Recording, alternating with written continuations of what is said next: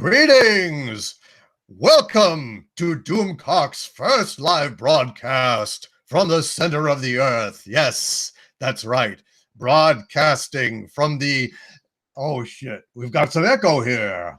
I gotta mute that. All right. Yes, I heard myself ranting at myself, and now I know how all of you feel. Holy shit. It was disturbing. All right. Welcome, everybody, to my first solo live broadcast from here at Xanadu at the center of the earth.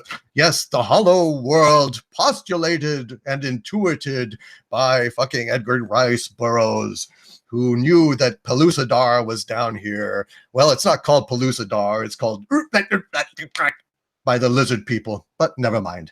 All right. Well, holy shit, we have been here hanging out for 30 minutes just waiting. And, oh, hail Doomcock, hail Doom. Yes, at last, Doomcock is here. And already, by God, by gosh, by golly, I have gotten my first super chats, and I want to go ahead. Marlena Moreau. Marlena Moreau. Holy shit, that was so goddamn cool.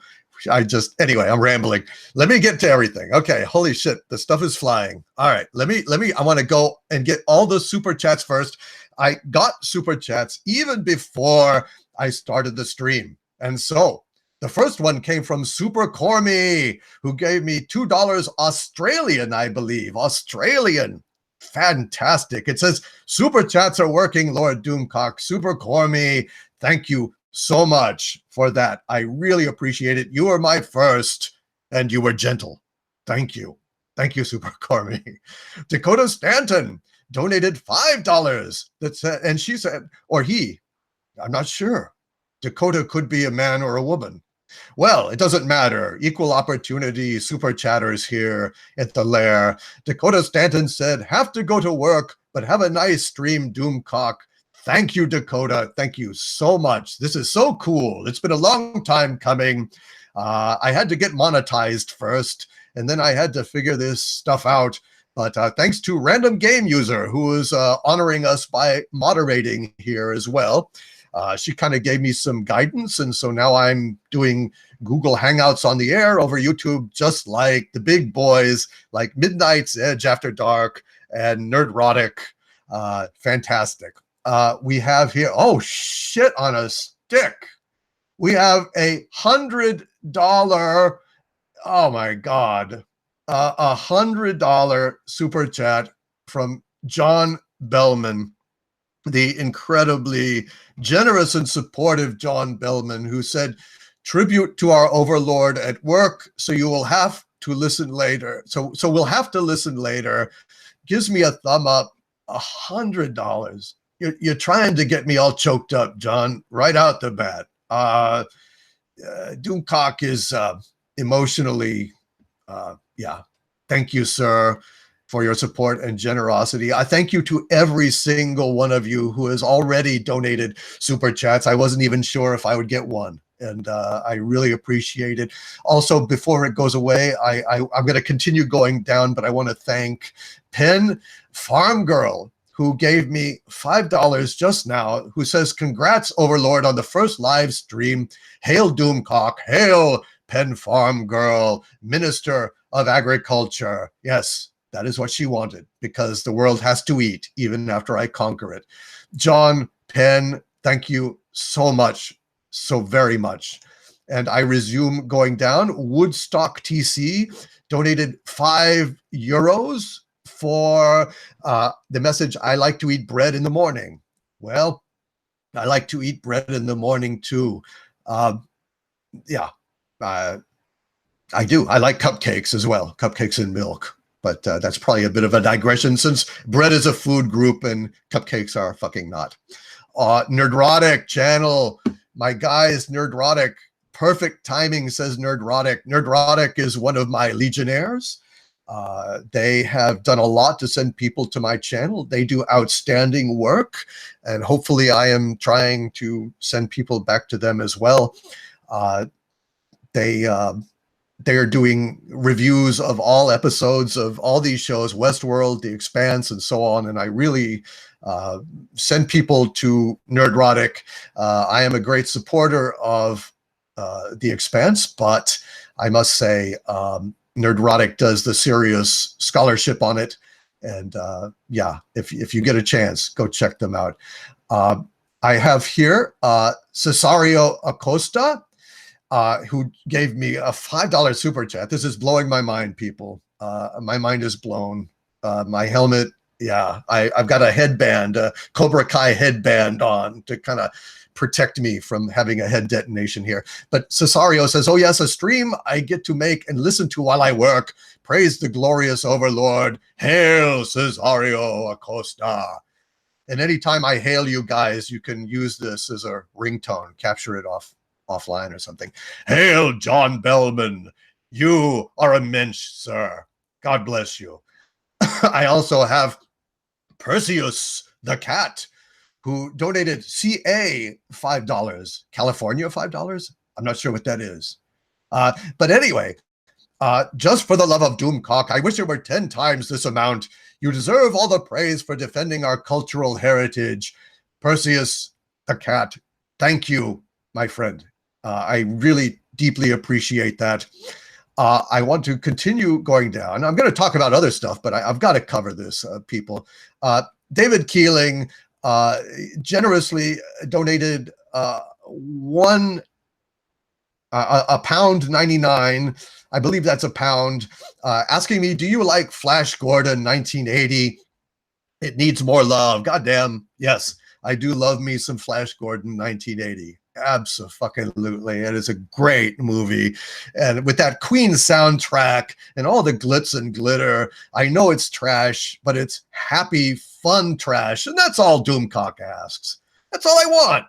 For fuck's sake. You know, I love grindhouse movies. I love sincere, edgy, weird stuff. It can be, twisted. It can be messed up. Whatever it is. I love that stuff. You know, at least it's not mediocre. At least it's not boring me like fucking Solo did. It's a goddamn disgrace. So yeah, Flash Gordon.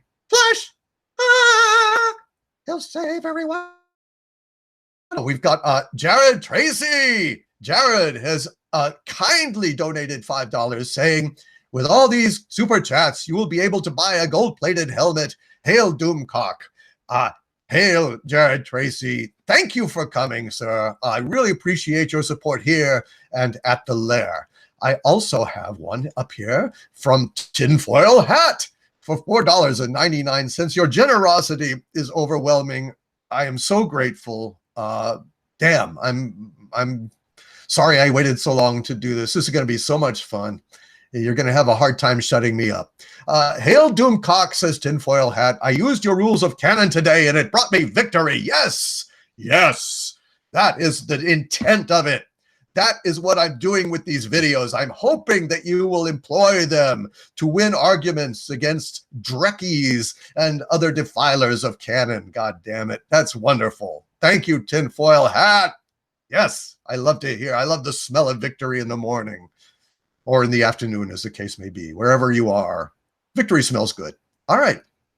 I'm trying, let's see. We've got one up here from the night clerk for $5, who says nothing because the night clerk is mysterious. I'll hail the night clerk. It gives me comfort at night knowing that you're out there clerking. Yes. We've got Jason Allen. $4.99 super chat. My God, this is humbling. If I was capable of humility, I would be deeply humbled at this time. Jason Allen says, favorite member of the Fandom Menace. Wow, I'm overwhelmed to be in that august company and to be singled out like that. Jason says, I could listen to you all day. Could you give me a short The Limp Jedi rant? The Limp Jedi, that thing is so goddamn messed up. I mean, I did an hour-long video on it, and I only scratched the surface. But I'm telling you, Jason, I am going to do a full DVD commentary on the damn thing.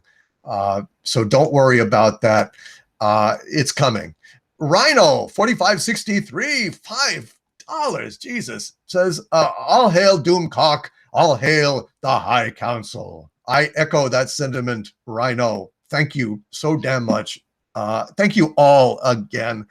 I'm going to get to everybody, but I'm new to this, and there's things popping up at the top of the screen, and I want to get them before they fade out. And then I'm going down to get the rest of you guys who donated early adopters. We've got a $10 Sovsborg. Yes, Sovsborg, $10. He says, I support your efforts to bring balance to the madness of SJWs. The SJWs are driving me insane. They really are. It's a contagion, and you try to argue with them on Twitter, and they're immune to logic. But that makes sense, because if they understood logic, if they understood reason, they'd know they were screwed. They'd know they don't make any goddamn sense, and they're destroying the fandom. So today, I posted that video to try and reach out to my brothers out there, my brothers and sisters who are Star Trek fans. I feel bad about this division, and this was my step towards trying to mend the fences. Jesse Sauceda Jr. has donated to me, my God, $5.55, 555, saying, wish we had more bands making soundtracks. Hail the Overlord. Yes, Toto's soundtrack for Dune is one of my favorite soundtracks. My God, they did a fabulous job. I love it. And I love the original recording where they've got that voiceover at the beginning. The future is a very difficult time. I forget the exact quote. I haven't heard it in a while, but it's in my collection. I have an extensive collection, Jesse, of soundtracks, but I'd love to discuss those later. We've got Fire X. Boxers briefed or bunched panties. Depends on if I'm wearing them or sniffing them. Oh, that was terrible. See, Doomcock's gonna get in trouble.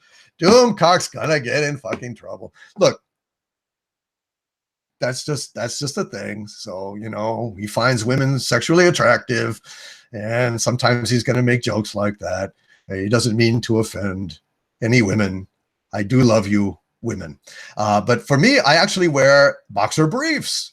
They're the kind that, you know, they have like, they're tight, but then they go down the leg some, which is a necessity. I'll just leave that to your imagination. All right. Continuing onward. Holy shit. Oh, there was also some discussion in here, some great discussion about Looney Tunes. C. Jones, Chuck Jones, presumably. Most of the old Daffy cartoons would be banned today. LOL. Yes, sadly, they absolutely would. And it's a disgrace, because they are some of the greatest comedic short films in history, the best imaginable. Okay. Kids today need to be steered away from these other cartoons that are out there. I'm sure they're perfectly fine, but nothing compares to the absurdity and genius that is Looney Tunes. Holy crap. Don't get me started. I'll start singing stuff. I'll start doing my Bugs Bunny. Random Game User 42, you did not have to super chat. Nobody has to, but I welcome them all. Random Game User 42 says, bestest overlord ever. Thank you, Random Game User 42, and thank you for your help in getting this up and running today. And everyone should listen to Random Game User 42's channel.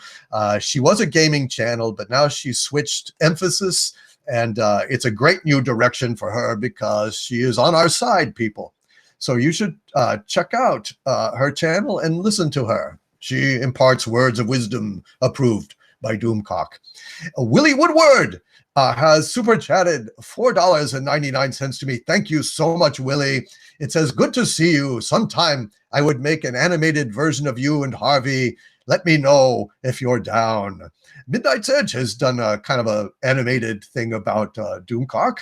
Well, the thing is, Willie, I like to maintain creative control over kind of the stuff I do now. Fan art, and you could do like a cartoon or something like that of Doomcock. That's fabulous. Just post that, as long as you're not selling it or anything. I love seeing stuff like that. Over at the Lair, at my patreon.com/Doomcock, there are a number of really talented artists who have done tributes to Doomcock, including a fabulous sculpture by Viking Bitch, who just did something incredible. It was like a sculpture of me with my helmet off, saying, "Who is the man beneath the mask?" It's a fabulous thing. But anyway, we've got Timothy Swan up here, has donated $10 Australian. I believe that's what it means. No, yes. Future Overlord, it's morning where I am. That's Australia. You are a fantastic voice on the YouTube scene. Under your Blake rule, pop culture commentary is a very bright future. Respect. Yes, Timothy Swan. I attempted out of respect to read your super chat in the best that I can do on an Australian accent, although it tends to drift into Kiwi because everything I do for comic effect. So yeah, if it'll get more of a laugh being a bit of a Kiwi, then I'll do it. I'll do it. Oh, kick ass for the Lord! One of the greatest lines ever in a film. Thank you, Timothy Swan.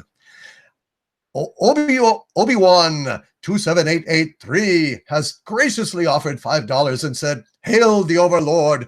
Press F for our Overlord and Jeff Hicks from World Class BS to take over Kennedy's spot at Lucasfilm." Yes, Jeff, if you would like to join me in running Lucasfilm, we'll go kick ass and take names. Yes, sir. Anytime. Any effing time. Let's see. We've got Party Alan CV, $4.99. You guys, thank you.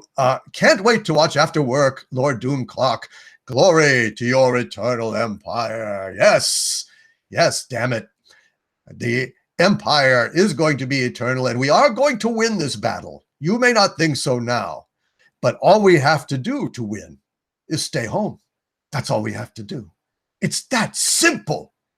If the past conquerors of the world would have been able to achieve victory in the same way, then we would have had a lot of fat would-be conquerors staying at home, drinking beer, and watching X, whether that's the gladiatorial games or, I don't know, Plato lecturing or whatever entertainment passed for in those days.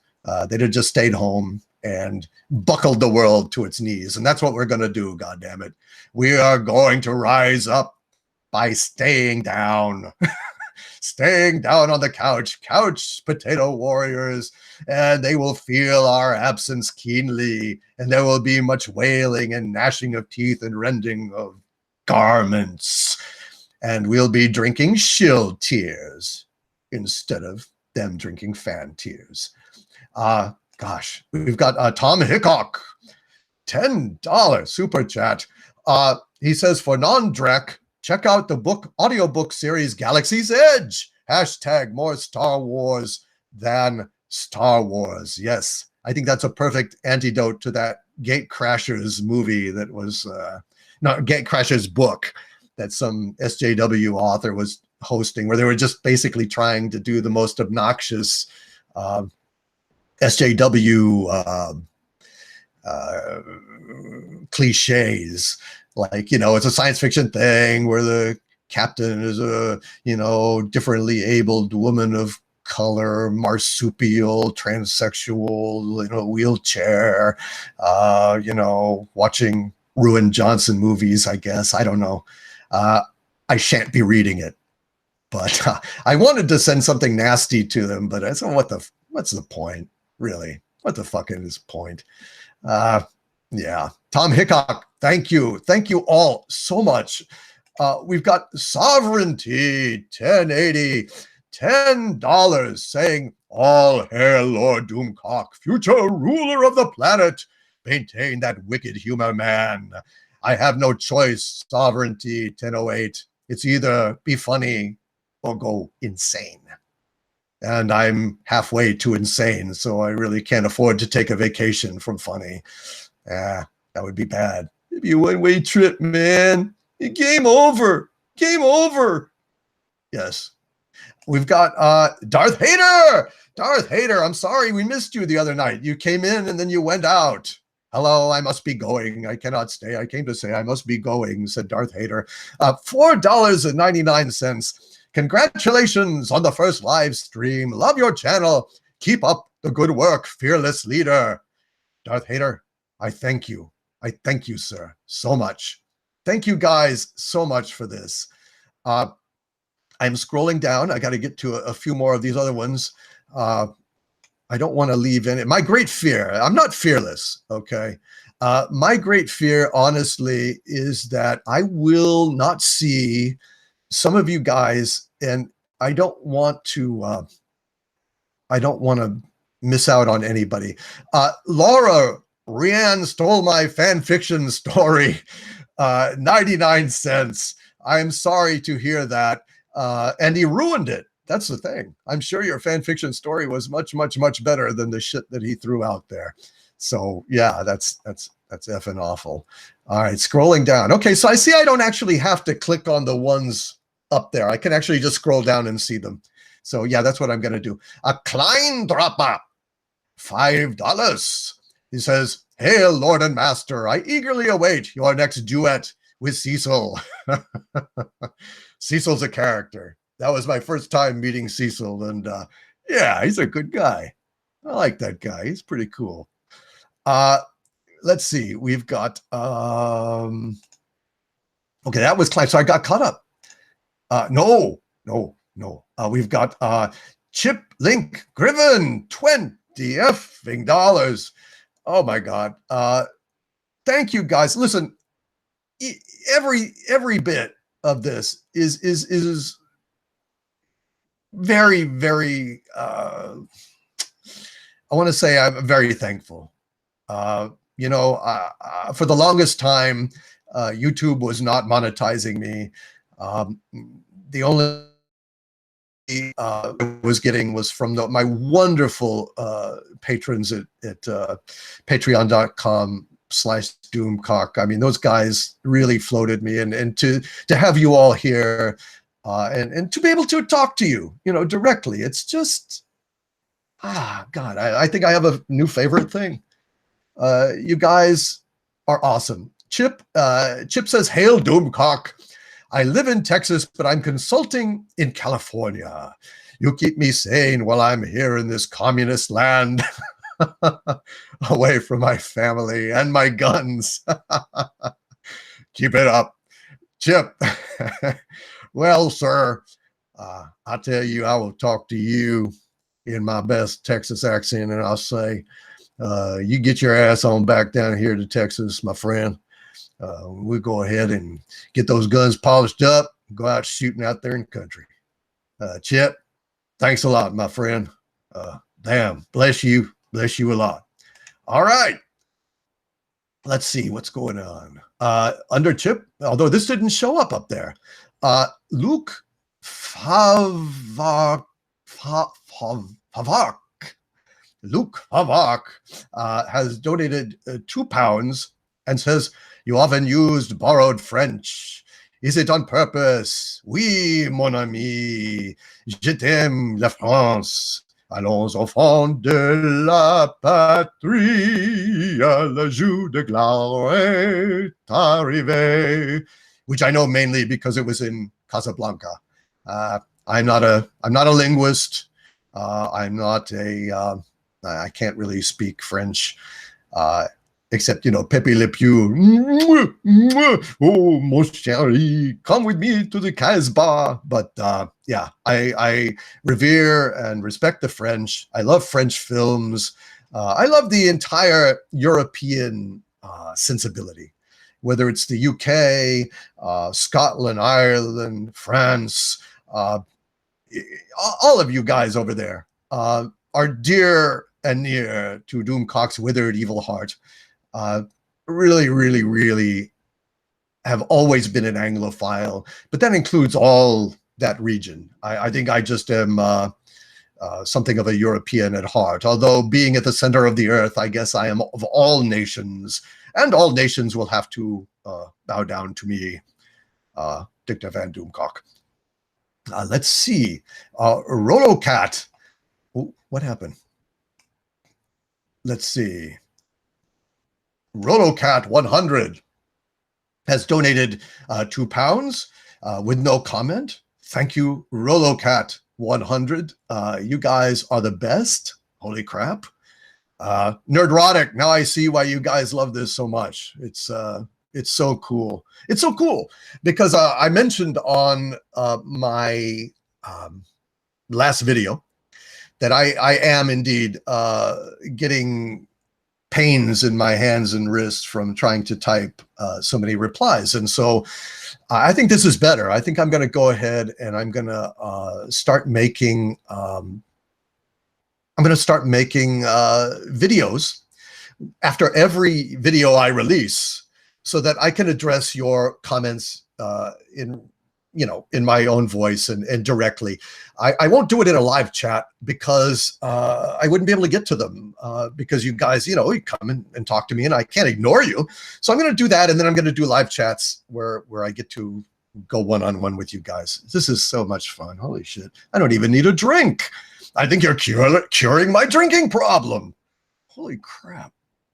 I tell you what, AA, you just need to be Doomcock and go live. That's all you need.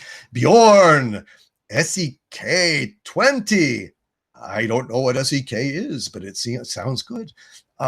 Thank you, Bjorn. My God, I love Europe. I'm glad. I want to thank Random Game User again for suggesting this time.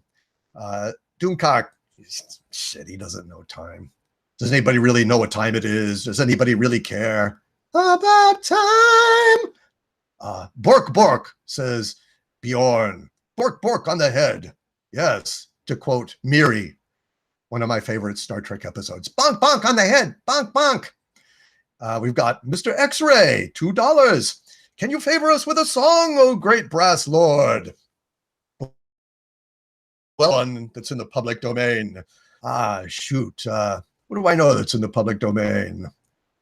Oh, Danny boy, the pipes are calling from glen to glen and down the mountainside. The summer's gone and all the leaves are falling. I do not know the rest of the lyrics to this song, but come ye back on the next live chat. Doomcock will have the lyrics pulled up plain, and I will sing this song for you again. That's Danny boy, oh Danny boy. Sorry I didn't know all the lyrics. All right, Mr. X-Ray. Thank you. Holy shit, they're piling up. All right. Stevan Dalijev, $5, a small tribute for the mighty one, the true Ayatollah of rock and roller. Yes, the Road Warrior. What a great, great, great show. Stevan, I thank you. Yes, Master Blaster, who rules Bartertown. God damn it. Doomcock does. Fuzzdog, £5. £5 from Buzzdog. Oh, it's jumping around. Holy crap. What's going on? Something happened. It scrolled down on me. Fuzzdog, I have a $5 for a bottle of helmet polish. Also, hail Doomcock. I like the scars and the rough finish on my helmet. It shows I've been in battles for all of you in this social justice warrior canon wars, by God. Yes. We've got Nerdrotic channel. What the hell, Nerdrotic? $20 again from the belly of California. You have friends here. From the belly of California, you have friends here. That was my Arnold. I don't know if it was any good or not, but I try. To crush your enemies, you see them driven before you, and to hear the lamentations of the women. California. I think they didn't STP do that song? Was it someone else? Tippy Tail McKitty. Oh, Tippy Tail McKitty. Well, $2. Henchman Tippy Tail reporting in, Lord Doomcock. Well, thank you. Thank you, Tippy Tail. I am very pleased. Thank you, Kitty Kitty. That's awesome. Thank you so much. We've got the Dallas Deadeye. Dallas Deadeye, yeah. $10 from greetings from the High Council. All hail Doomcock. Dallas Deadeye. Thank you. That is so cool. Are you from Dallas? I wonder. I have been to Dallas. Dallas has some great stuff. Dallas has some great bars too. Doomcock has a weakness for craft cocktails. So he loves that whole Lower Greenville area. I think that's what they called it. Yeah, and I had a dear friend in Dallas as well. Something tasty, $5. Yes, that is tasty. Thank you, Something Tasty. Says Lord Doomcock, welcome. Usher in your rule. Keep this show alive. Have no mercy on those thoughtless sci-fi writers. They ain't no mercy coming for those assholes. No insult is bad enough for them. Okay, no insult is dire enough. I feel inadequate as much and as I insult them, as many hours as I've spent trying to find a way to make them cry, and maybe I have, but it's still not enough. It could never be enough, you know. But I will constantly strive. I will constantly strive to hurt them. I want to hurt you. I've hurt you, and I wish to go on hurting you. I will leave you as you left me, as you left her, marooned for all eternity at the heart of a dead planet, buried alive, buried alive. Gone! All right. Sorry, I had a flashback there. I don't know what happened. Mary Ashmead, $2. You have friends here from Nerdrotic. Oh, what a friend I have in Nerdrotic. What a friend I have in all of you guys. That's the thing. I'm so glad I get to be here and say this, because I have literally, I have been depressed over the past month. I used to take pride in answering personally every single YouTube message that I got. Okay. And as you know, the last couple of months, the channel has really jumped. And I haven't been able to hit everyone. And I have felt horrible about it. Honest to God, it has tortured me. I cannot stand that there's somebody that did me the courtesy of watching one of my videos and sent me a message and I haven't been able to respond. It just kills me. It kills me now that there's all these, I'm just trying to jump ahead of everybody, but I want to say all these things. I want to talk to all of you, but I feel better that I'm at least able to address you live now, and that I will be, by God, tackling all the messages I get from now on YouTube, reading them in videos. So if a lot less will slip through the cracks, because there's nothing more important to me. My guys at my Patreon page will tell you there's nothing more important to me than you guys. Nothing more important than addressing you. And, you know, you've done me the great courtesy of listening to me. And I want to give back as much as I can. And so, it's a new day. I just had this idea. I thought about, well, I'm going to read messages in the the live stream. And then I thought, well, that's not going to work. But no, just make videos, just reading the comments and responding. So simple. What an idiot. I got to lay off the booze. Crooncock, John Kimball. Crooncock. Those fingers in my helmet. Let's see. Perseus the cat. Oops. Perseus the cat went away. Oh, man. Let's see. Yeah, see. Sorry, guys. I'm trying to get to everyone. And I will. I'm just... let's see. Well, what? Now stuff dropped? Uh-oh. Okay. Shit. Hopefully it's not scrolling up anymore. Well, the first snag. Okay, if anyone, if I missed anyone, I'll go over on the super chat window here in a minute. But I'm just going to try and finish up here. Perseus the cat, $5. Is there an IP or franchise you fear the SJWs will try to infect next? Stargate, Babylon 5, etc. Yeah, I think that. Well, the thing I dread the most that's coming up right now is Watchmen on HBO, produced by Lindelof, who is one of the great arch hacks that destroyed Lost, that is responsible for the repugnant con job that is Lost. Oh God, that makes me so angry. I don't think they can do anything to Babylon 5. I think Babylon 5 was pretty damn integrated to start with. Of course, that doesn't matter. I mean, Star Wars was perfectly integrated to start with. So was Star Trek, and they just go overboard. So basically, I guess the answer is yes. I fear that they will infect everything. Now that I think about it, every damn thing. No question about it.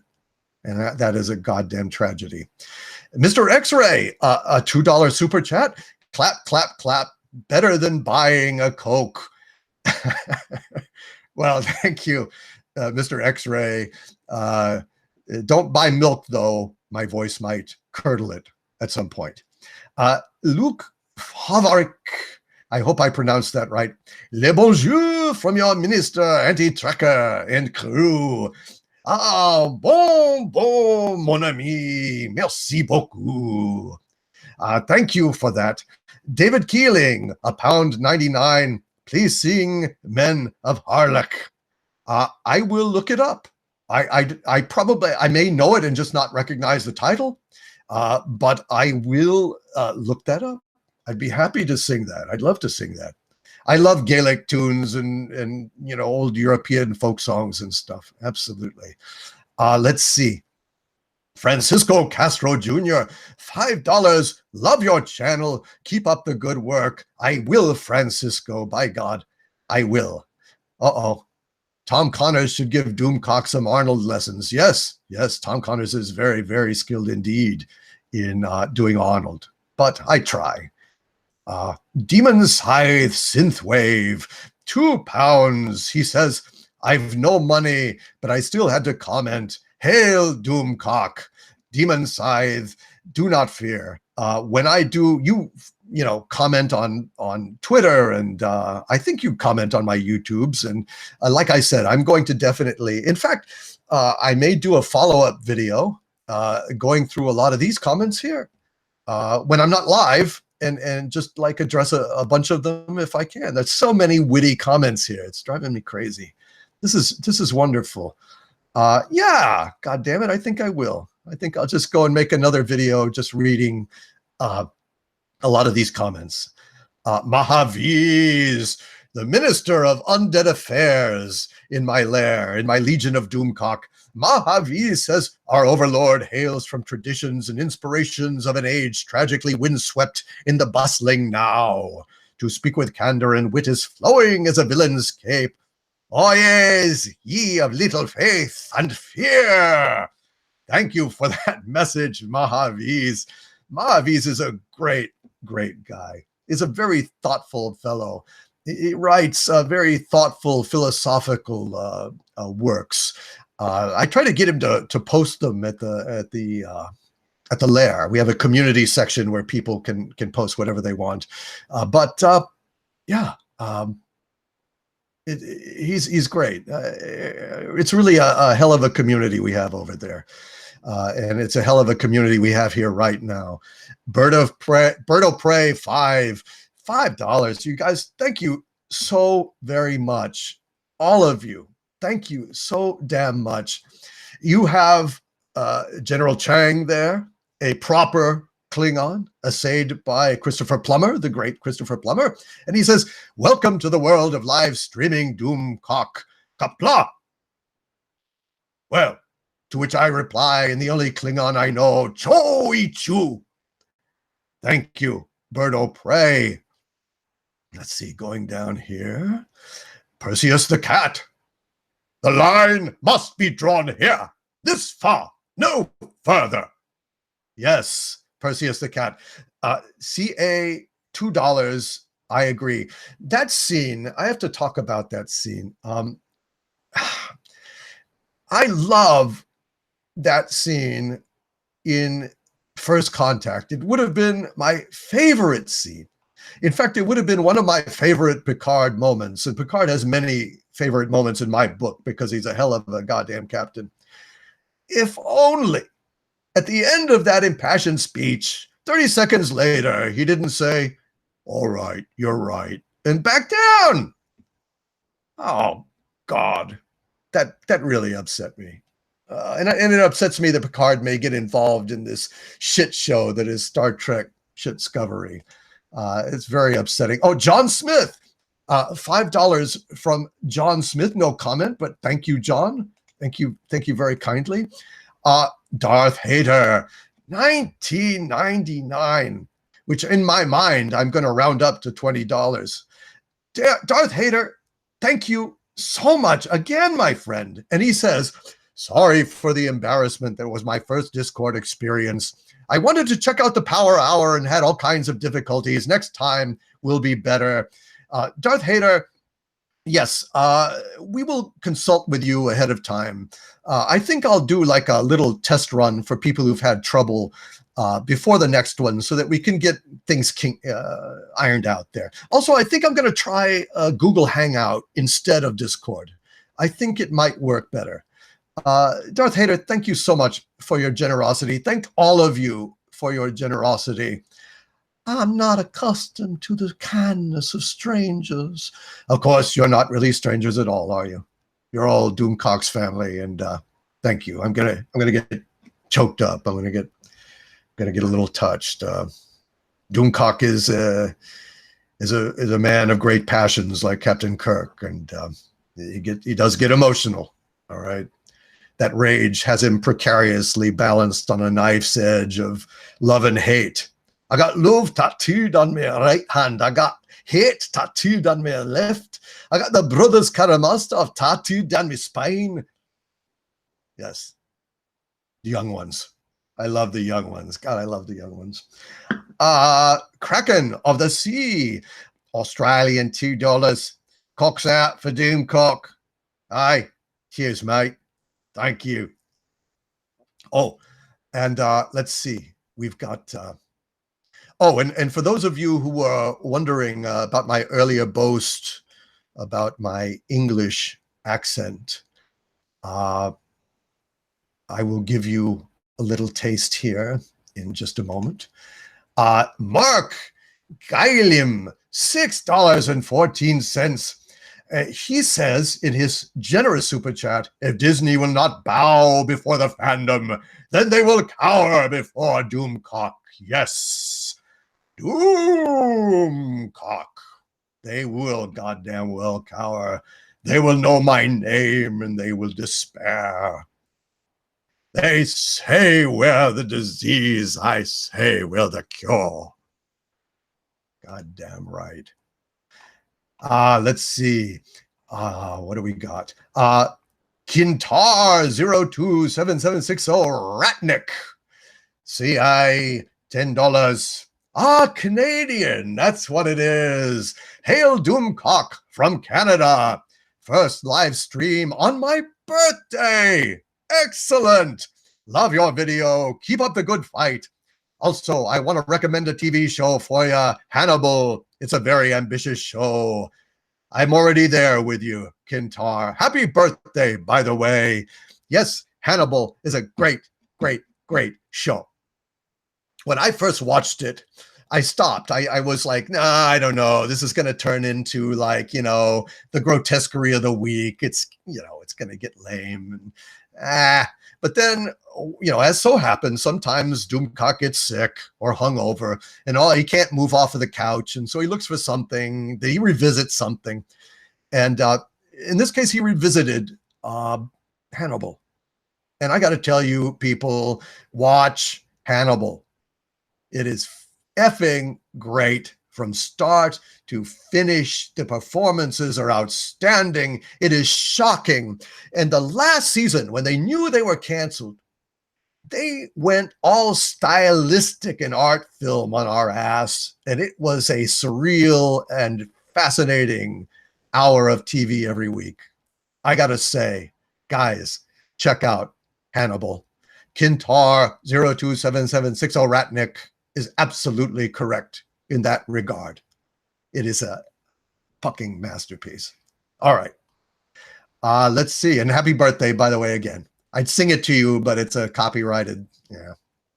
The Hunky Chunky Funky Monkey, 5 pounds. Hail Doomcock. Oh, and hello, Harvey Cthulhu. Please don't destroy us today. Hunky Chunky Funky Monkey. Sounds like it should be a song. Should have a walk it down, walk it down, walk it down, walk it down. Should have kind of a rhythm going in the background. Harvey, come say hi to Hunky Chunky Funky Monkey. Hello. My name is Harvey Cthulhu. Just in case none of you, if y'all didn't know that. And Hunky Chunky Funky Monkey. No, I won't destroy you today. Maybe not today and maybe not tomorrow, but soon and for the rest of your short lives. But not today because containment field and Doomcock is completely sober. And, I'm screwed. So, hey, cheers. Thanks for the super chat, Hunky Chunky Funky Monkey. Walk it down. Chito, walk it down. 5 pounds. Awesome. No, hell no to that. Picard is sacred, says Gots the Iron Hand. Damn right. Oh man. Yeah, I'm gonna go back and read these later. I'm gonna record them on a video. Yeah, these are too good. Too much great stuff here. Let's see. What have we got here? We've got Heath Lawrence. Yards, Marley, she was glorious. Canadian. Listen, I don't want to, in my video, I was absolutely not trying to indict or otherwise impugn any other channel. What I was doing with that really is I was trying to illustrate the shame of it, that it breaks Doomcock's withered heart to be divided from people that should be natural allies. Do you understand? I don't want anybody to go and screw with these guys at all. That's why I didn't say who it was. They're good guys. They're good people. And I feel that privately, perhaps they have a different view than they advocate, but for whatever reason, they view it as their obligation to be genial, to be more of a news outlet than an opinion outlet. And I respect that. I'm just explaining why I cannot. Okay. But I just wish that Star Trek Discovery would just die. Okay. Just fucking die, wither on the vine and go away so we can all get along again. And I get along with those guys fine. Okay. So please don't do that. In actual fact, my standing on the other side of the river and wishing we could be together was sincere. Okay. So yeah, cut them a break. I think that they hold true Trek in their hearts. I really do. Paul Ravenskull, $5 generous donation. He says, "Hail, Lord Doomcock. May those who hath defiled our childhood memories drown in the cold sweat of 10,000 goat scrotums. Keep the faith. Paul, I shall keep the faith. And I thank you, sir, for that. That is outstanding. A good sentiment. Morlock, the dread Morlock, a $2 super chat. Morlock, I thank you. I have been able to chat with Morlock live at the Patreon site in the lair. John Snyder, kisses, my lord, a petty sum to be sure, sent with love, $2. I accept your love, my friend, with great gratitude, and what would pass for humility in a supervillain. Supervillains are always imperious, and they can't spell humility. They don't have it in their lexicon, but I feel a reasonable analog here. And certainly gratitude and respect. Thank you so much, John Snyder. Heath Lawrence, Canadian, $5, Heath Lawrence. I got to say again, wow, it is so cool to be reaching across the pond to my European allies. I didn't know I had so many. I had no idea. And that to me is a great source of personal satisfaction. Yes, I understand. Heath. I'm just saying, I don't want to mess with anybody. I do want to mess with outrageous bullshit, pro STD, Mikey Spock, fucking, Drekkies. Yeah, fuck them. I'm just saying they're not Drekkies. Okay. I think that they have a different opinion of how to deal with the issue. Okay. And I was just presenting my version of that to explain why I couldn't join in wholeheartedly. You understand? But I'm not trying to. I like those guys. I don't want to mess with them. Alex, $5. SJWs/cultural Marxism are bad things about recent pop nerd culture. But do you think there are the positive trends with recent nerd cultural products? Oh, I don't know. I wonder what nerd cultural products you're referring to. Merchandising in terms of, cool shit that I wish I could buy. Well, maybe I can buy some now, thanks to you guys. But it's a great time in that you can get, wonderful props and wonderful things like, models and posters. It's not like the olden days where there was a paucity of excellence in the marketplace, where like a Star Trek thing had Star Trek in silver letters on the side of it. I don't want that shit. I want it to look like a fucking phaser. I don't want to, Star Trek and it shoots a disc. That's bullshit. So in that sense, yes, I'm just not sure. It seems like recent pop nerd culture, I mean, with Thundercats and, these guys are producing garbage. They're defiling our institutions, our shared cultural heritage and everything. I don't know. I don't see that it's a good thing. We've got Joseph Diaz up there, $4.99, stopping by to render unto you my tribute. Hail, Doomcock. Hail, Joseph Diaz. Thank you, sir. Thank you for popping in, and give it a listen later on. I think it's going to be a good one. I'm just rambling on. I don't even know what I'm saying, but it's filling the time. I think I'm more or less coherent. That's good. I got the gift of the gab. So my English accent. Now is the winter of our discontent made glorious summer by the son of York. and all the clouds that lowered upon our house in the deep bosom of the ocean buried. Now are our brows bound with victorious wreaths, our bruised arms hung up for monuments, our stern alarums changed to merry meetings, our dreadful marches to delightful measures. And also, I've got like this one. I got, I've got a lovely bunch of coconuts, that kind of thing, And of course, Neil, I hate you. Yeah, right. Let's everybody bring Neil down. Oh no, techno fear, beep beep. Oh, heavy, the phone is hassling me. I love the young ones. Can you tell? Doppelgamer, $2 Canadian, asks, which do you prefer? Lasers, ballistics, plasma? I prefer what gets the job done when my enemy is cowering before me. I think probably plasma. It's kind of easy to hit with plasma. It kind of spreads out, envelops, and, disintegrates and rots and fucks with. That's good. That's good stuff. Lasers, you got to aim. Ballistics, you really got to aim. Plasma for the sure shot. The clean kill for boogs. That's the important thing. Harvey plus Casablanca. Yes, I see that. Let's see. We've got up here, Justin Mabe.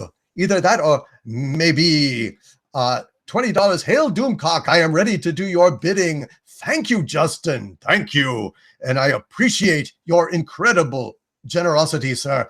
Rastakine 3 with a cool Starman icon. $5. Says Doomcock.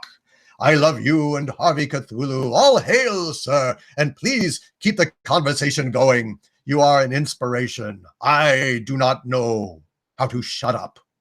I do not know, and I will not. This far and no farther. God damn it. No, I will not be silenced. I'm not going to be ignored. That was my Glenn Close. Oh, we've got another one up here. $10. Planet Tobor TV. Live? Says Planet Tobor TV. Planet Tobor. God bless you. I believe that I know who you are. You are my first Legionnaire, my very first Legionnaire that signed up with me when nobody knew me, when I had almost no attention whatsoever. You, sir, you came and you believed in Doomcock, and I can't.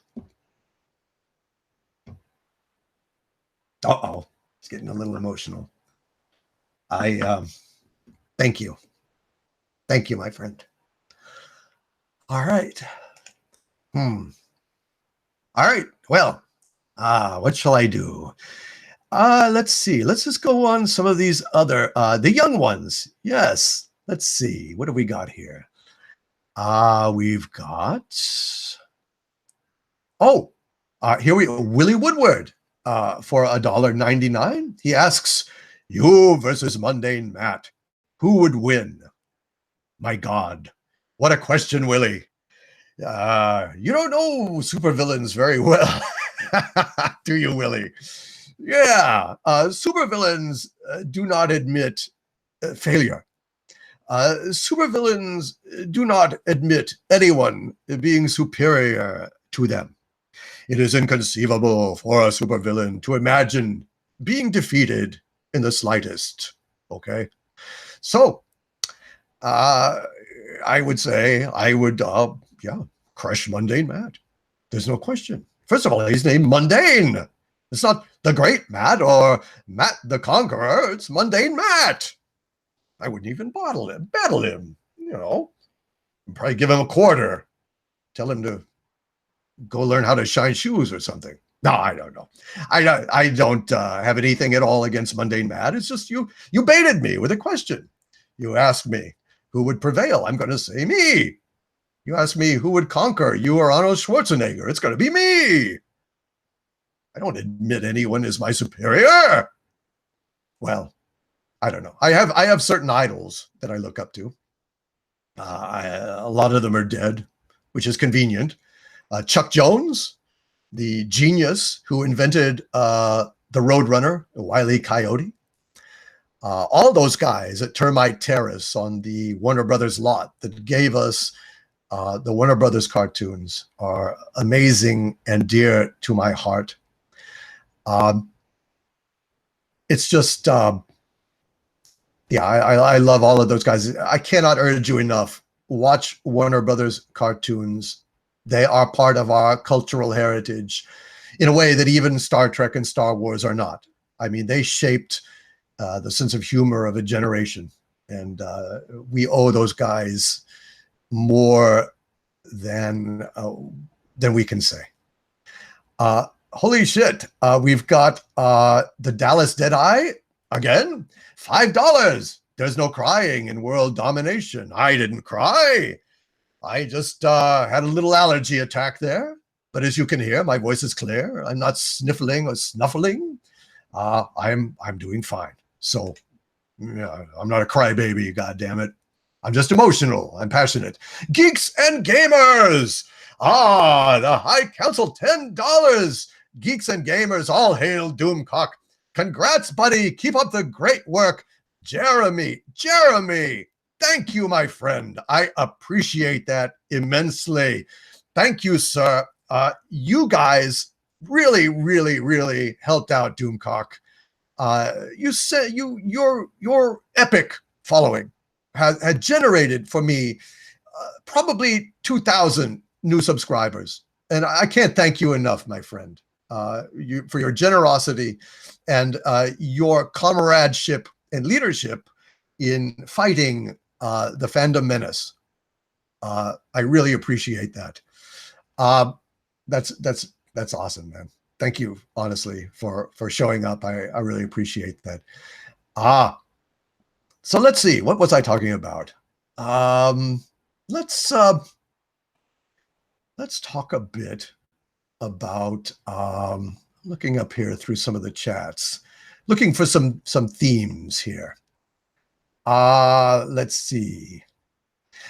Big Boss JC. Doomcock is lying. He isn't a voice specialist. He has all of them people enslaved and forces them to speak for him on command. Hank, what do you think of that? Well, I have to say that Doomcock is a benevolent and wonderful friend. Yes. Praise me more. And he's not keeping me out in the tool shed, chained to a radiator and some fishing weights. That's right. I would never do such a thing, Hank. Yeah, so no, I love being here at the center of the earth, and don't use coal. It's a bastard fuel. That's all I have to say. All right. Well, you can see everyone's here of their own volition. Let's see. David Allen Gay, Canadian, $6 Canadian. Thank you, sir. It's so good to see you here outside of the lair. While I mop, a question. Who would win, Dr. Doom or Lex Luthor? Dr. Doom would destroy Lex Luthor. Lex Luthor is a brilliant evil genius, but I think that Dr. Doom is the greatest damn supervillain in comics of all time. I'm biased, of course, but Dr. Doom is in a league all his own. The only difference between Dictor Van Doomcock and Dr. Doom is Dr. Doom is, of course, fictional, and I am real. Therefore, I am greater than he. And that is why it frees me up to admire his exploits in the comics. What a great villain Lee and Kirby invented way back when. Wes Killingsworth, a $5 donation. Thank you, Wes, for this. Thank you all for these donations. He says, Congratulations, my friend. Glad to be here. I appreciate your work. Thank you, Wes. It is a great pleasure, my friend, to be working on your behalf, making these videos that I hope you will deploy when you run up against a recalcitrant SJW who is spewing crap on the internet. This will shut them up. The clarity of the logic that I present, I think, should help you to win, okay? And also deploy it, these videos, to convince others who are on the fence. I'm very pleased to have heard from people who said that they thought about watching Star Trek Discovery, but then were steered clear of that by being referred by a friend to my videos. Makes me damn happy. The Fragminion, $20. Fragminion, holy crap. Thank you, my friend. He says, get Harvey to say, go ahead, push my button. Harvey, you have been summoned. Fragminion, thank you for that. And I'm going to say, go ahead, push my button. I'll give you another read. Go ahead, push my button. Yeah, that's it. I mean, it's really not a scary thing. I shouldn't set it imperiously, like if you push a button, it's going to free me and I'm going to destroy your entire universe. No, go ahead and push my button and see what happens. You know, something good, I'm sure. Apple Crow, $2 donation. Apple Crow, another one of my legionnaires. He says, Dr. Doom, or the Monarch. The Monarch. I love the Monarch. And I have a thing for Dr. Girlfriend. Yes, I have a thing for Dr. Girlfriend. I love Dr. Girlfriend. Dr. Girlfriend is hot. I'm just glad she's not real, so I don't have to experience that surprise, that little extra bit of humiliation. Because she looks hot to me. You know, she really does. Although it's interesting, she looked a lot hotter in season 1 than she does in season 2. I kind of lost it for her in season 2. I really thought she was extremely hot in season 1. Yeah, I think I love the Monarch, but yeah, I think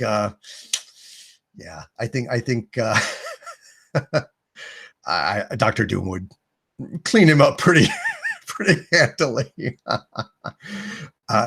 Luke Favark asks for €2. Luke, thank you, sir. It says Cthulhu.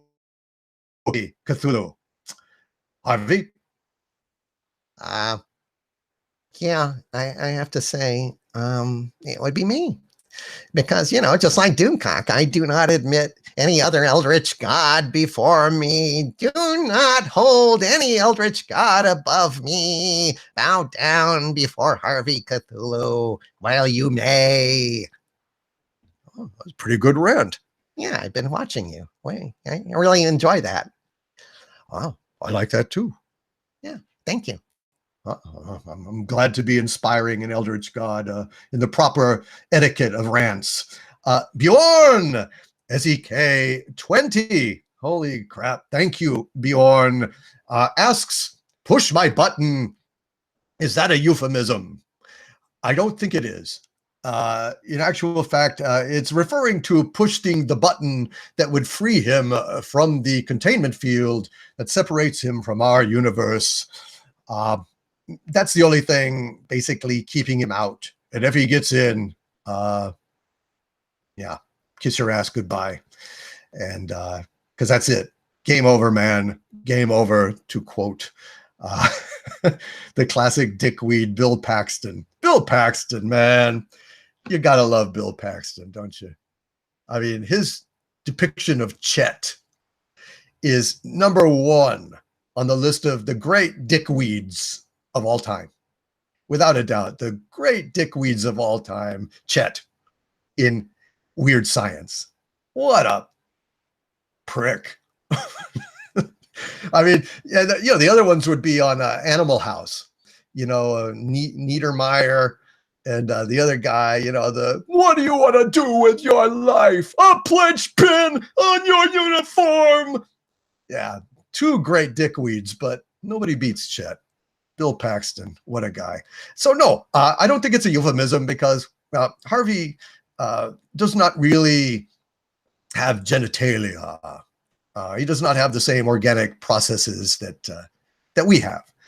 What you see is an analogous structure that our mind constructs of what Harvey looks like, because he's in a different realm entirely that has entirely different rules and everything. So what we see is an analog our brain constructs to keep us from going mad at his appearance.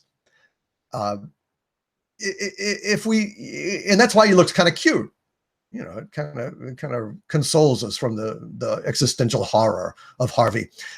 One more to one, Koi one, $5 super chat asks, my lord, if you so desire to break such dimensions of space and time, what would Jean-Luc say to Charles Xavier? I believe, Immortal One, he would say, I like your haircut.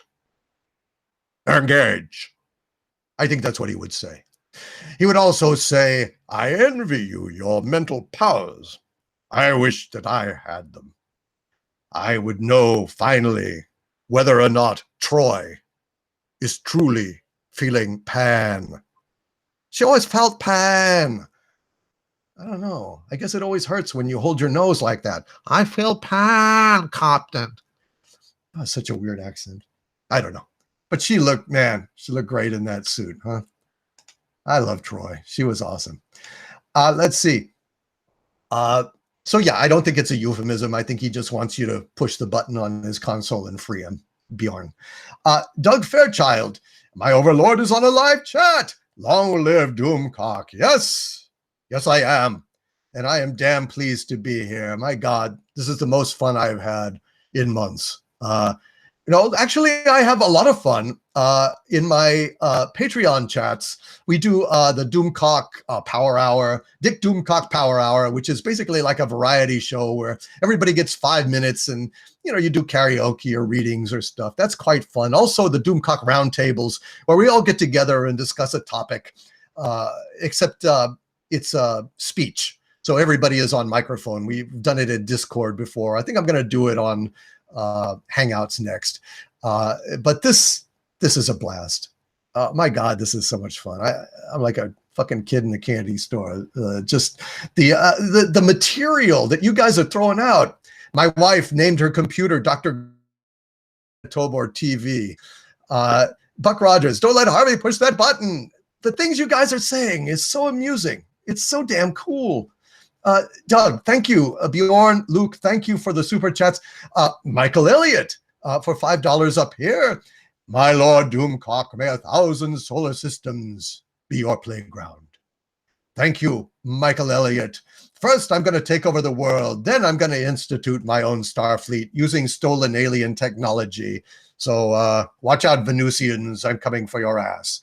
Unless the proto-molecule is there, in which case, I think it's better that I divert from Venus for a while. I hate to be didactic or anything, but I really don't like blue stuff in my haddock. It kills the flavor of the fish. Let's see. We've got, yes, I'm going insane. We've got Chibi Woovie, Canadian, $5. It says, you are no longer only supervillain. You are now the newest anti-hero. All hail Doomcock. Well, thank you, sir. I believe that I am a hero. Every supervillain believes that they are the hero of their dramas. Chibi Woovie, I thank you. I thank you so much for that. Heath Lawrence has come back from Canada. I love Canada, by the way. I would love to go up to Canada.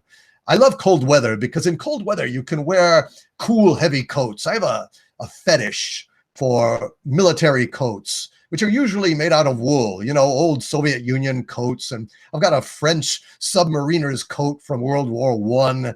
And, you know, here at the center of the earth, I can't wear any of that shit. It just doesn't work. So, yeah, I'd love that. Plus, Canada has given us The Kids in the Hall, and William Shatner has given us Canadian Amazing Race, which is the only Amazing Race, frankly. Heath Lawrence, $10 super chat. You've done absolutely great, mighty Doomcock. I just want my amazing memories to fuel the future of my favorite franchises. Hold fast regardless, mate. I will. This is a bone Doomcock is not going to let go. Not going to let go. I'm not gonna give that up. If you have a second to look back, some super chats might have been missed, says a random game user. Okay, I'm gonna get these ones here real quick, and then I'm gonna go over to my super chat window and see if I can figure it out. If I have, God knows I don't mean that. Let me get to them. Let's see. We've got Sean Streeter, $2 with a super chat question. What if Hank Hill found himself in a balance of terror? You guys out there, I know you're out there. I can't see you, but yeah, there's a sensor ghost that's kind of disturbing me. First Officer Dale, do we got any Klingon or Romulan cloaky guys out there? I tell you what, Hank, they're always there. Even when they don't show up ghosting your sensors, you can rely on it. They want to abduct you. They want to probe you. It's no fun. Well, I think you're a little obsessed about that probing stuff. That really doesn't happen in the Star Treks. Dr. Spock? Mr. Spock. Yeah, whatever. Fire phasers, random. Just try to hit that guy. I think that'd basically be how it would go. I don't know. Death Ray Bargain Bin, $5. I love that. I love that disintegrator. I love that disintegrator. I've got the Hubley Atomic disintegrator. I don't have that one. I've always wanted that one.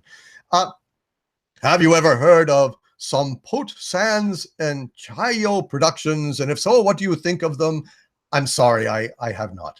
I am so sorry. I have not heard of them, but I will go back and review, and I will look them up. Trek Yards, my brothers. Canadian, $6.99. I am humbled. My friends, thank you. He says in the super chat, hey guys, gotta say that when you aren't a mass supervillain, yes, you need to be more diplomatic in your public opinion. Yes. And yes, Canada rocks. Yes, that is something that Doomcock was not pathetic to. And I was wrong on that. And I do apologize. And this video that I made here is lamenting the division foisted upon natural allies, okay, in this fight. And yes, diplomacy is sometimes required. Thank you, Trek Yards, for coming, sir. And I am still hoping that we can do a summit on perhaps original Trek sometime to share our love of something instead of attacking something. Usually I attack, but there are certain things that are near to Doomcock's heart, and original Star Trek is super high on the list. Perseus the Cat, Canadian, $5, says, visit me in Victoria, BC, and I'll prepare my guest evil lair for you. Perseus the Cat, I may take you up on that. I may indeed take you up on that. I would love to visit Canada. It is a beautiful place. Christopher Burkill, Australian, $2.99. Missed my super chat. Maybe I missed you reading it. Did I? I hope not. I'm going to go right now. I'm going to refresh the list.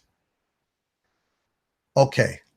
Now I've got a big list of these super chats. Let me see. I'm going to go try to track this down. Christopher Burkill. Let me see. I am looking. I hope I didn't miss anything. I'm going back down. Let's see here. Dallas Deadeye, yes. Planet Tobor. Rastkin 3. Jeff, the Iron Wolf. I missed you. Jeff, $2 super chat. Lord Doomcock, hail from the Iron Wolves. Iron Wolf, Doomcock salutes you. We are natural allies. And I thank you so much for that super chat. I'm sorry it went by. I'm new to this, but I'm getting better. And thank you, Random, for alerting me to that. David Keeling, £1.99. He asks, can you, Peter Cushing? You may fire when ready. You're far too trusting. Dantooine is too remote to make an effective demonstration, but don't worry, we will deal with your rebel friends soon enough. You may fire when ready. David Keeling, thank you. Let's see, going down. B3 Chandler, $5 super chat, says, hope this small donation helps you travel to Star Wars Celebration. We, the fandom, need your legion at Star Wars Celebration, fighting the good fight. I will have to think about that, B3 Chandler. I am worried the SJWs would swarm me. Then, of course, I would have to defend myself, and Doomcock is too pretty to be in the joint. Okay? I've seen Oz. I'm too pretty. I'm too damn pretty. I'm so pretty, oh so pretty. I'll stop there. Stephen Miles, £5 super chat. Hail Doomcock. Any luck setting me up with that Captain Britain gig? Mantis needs me and my rod of Britishness. Of that I'm sure. I will see what I can do. I don't know. I don't have many connections with that Captain Britain thing. But by God, I will do my best. I'll try to put in a word. I don't know. I have actually corresponded with someone on the staff of The Expanse. Perhaps they from Canada can jump the pond and figure out this Captain Britain thing. I'd like to help you. Seth Blakely. Thank you, Random. Golly, I don't know how this stuff got past me. Seth Blakely, a $10 super chat. Thank you, Seth. My first super chat ever, Doomcock. I'm glad you're running live chats, and I respect your insight, perspective, and knowledge of pop culture. Keep up the good fight. Doomcock minion for life. Seth Blakely, it is your response and the response of those of your kind that keep Doomcock going. Thank you so much for that. Let me see. Damn, makes me mad that I missed some stuff. Yes, I got John Snyder. I got Morlock. Let's see. Kraken of the Sea. I think that was out. Cock's out for Doomcock. I think I had gotten to that one. Australian $2. Cock's out for Doomcock. Yeah, I think I did that. Let me see. $1 from Midnight's Edge After Dark. Thank you, Midnight's Edge. You guys are awesome. I have enjoyed so much our chats together. You have sent me so many subscribers. You believed in me way, way, way early on. Rob, Captain Rob, man. You're a mensch. God bless you. And I'm looking forward to doing another live chat with you guys very soon. I couldn't last night. I was, at my other thing. But there you go. John Smith, $5. I think I got John Smith. I'm not sure. He didn't say anything. Neither did Midnight's Edge. Sith Lord Luke Skywalker, $1 super chat from you guys. Thank you so much. Christopher Burkill, Australian, $7.99. $7.99. Christopher Burkill. It's an injustice, says Christopher. You don't have at least tens of thousands of subscribers by now. Your videos blasting vile SJW contagions and entertainment are legit. Thank you. Thank you, Christopher. I appreciate that. Doomcock has been under assault on a few quarters on Twitter, but pay it no mind. They are as fleas to my greatness. Matt Zahner, $1.99. Damn, I missed these. Damn it. All right, well, I'm getting the hang of it. I'm glad I pulled this up. Matt Zahner, no apologies needed, Overlord. You do you. That is all I know how to do. Well, and impressions of other people, but yeah. Grim Falcon, $5. Thank you, Grim Falcon. Says, oh, yes. Could you please say, yes. Also, what do you think about The Princess Bride? Okay, I'll say it. Hello, my name is Inigo Montoya. You kill my father. Prepare to die. Hello, my name is Inigo Montoya. You kill my father. Prepare to die. Yes. What do I think about The Princess Bride? I think it's fucking masterpiece. I think it's about perfect. When I first saw it, I felt like I want to cut out the kid stuff, the Peter Fox stuff. I just want the fairy tale. Just show me the movie, right? But as the years have gone by, I have come around to the wisdom and brilliance of that, and I wouldn't change a thing. So, yeah, that's it. I love that movie. Give it 100%. I'm gonna have a little drink here of water. Let's see. Willie Woodward, $4.99 says, Willie Woodward, no duh, you'd have creative control. I'd be a humble minion. Cool that you did a New Zealand accent. Maybe hand would be better if you laid off polishing it. Yes, that's possible. Yeah, my Kiwi accent. I kick ass for the Lord. I love Brain Dead. Peter Jackson's great zombie comedy. The Sumatran rat monkey. It's great. Blimey. I love it. The Night Clerk, $5 super chat, asks, what is your favorite music to launch a super weapon to my lord? I've always been partial to the 1812 overture. Yes, I love the 1812 overture. It is really, I think, the supervillains theme. I really do. Because that ending is so megalomaniacal. And it just goes on and on and on. Like there's no limits to the grandeur of the villain in question, dun dun dun dun dun dun dun dun dun dun dun dun dun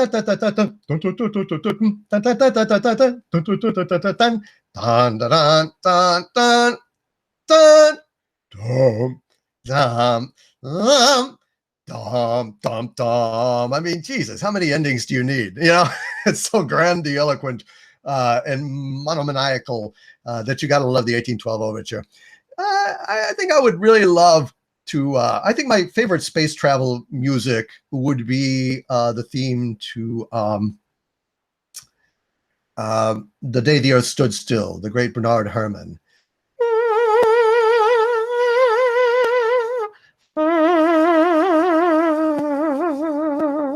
That's my vocal equivalent of a theremin. But yeah, that's outer space music, man. That's the music. R. Kelly, $2. Just here to pee on the chat. Love the channel, man. Thank you. Thank you, R. Kelly. Let me see if I missed anything else, and I'll get back to the live stuff. I hope to God I haven't missed anything, guys. Let me see. Going down. Rolocat 100, €2. Yes. Yes. I think I got them. I'm going back now. Going back to my chat window. Let's see. Okay. So now, let's see. Miss my super chat. Maybe I missed you reading it, says Christopher Burkill. I don't know. I hope I saw it. I was doing the best I can to be there. Let's see. Duck season. Rabbit season, duck season, rabbit season. Let's see. We've got, oh yes, Death Ray bargain bin up there, $5. Have you seen the Netflix Lost in Space? As a Lost in Space fan, I quite enjoyed it. In my opinion, better than STD. Yeah. Well, oh yeah, it's a hell of a lot better than STD. I had some problems with it, but I'm not radically upset by it or furious about it.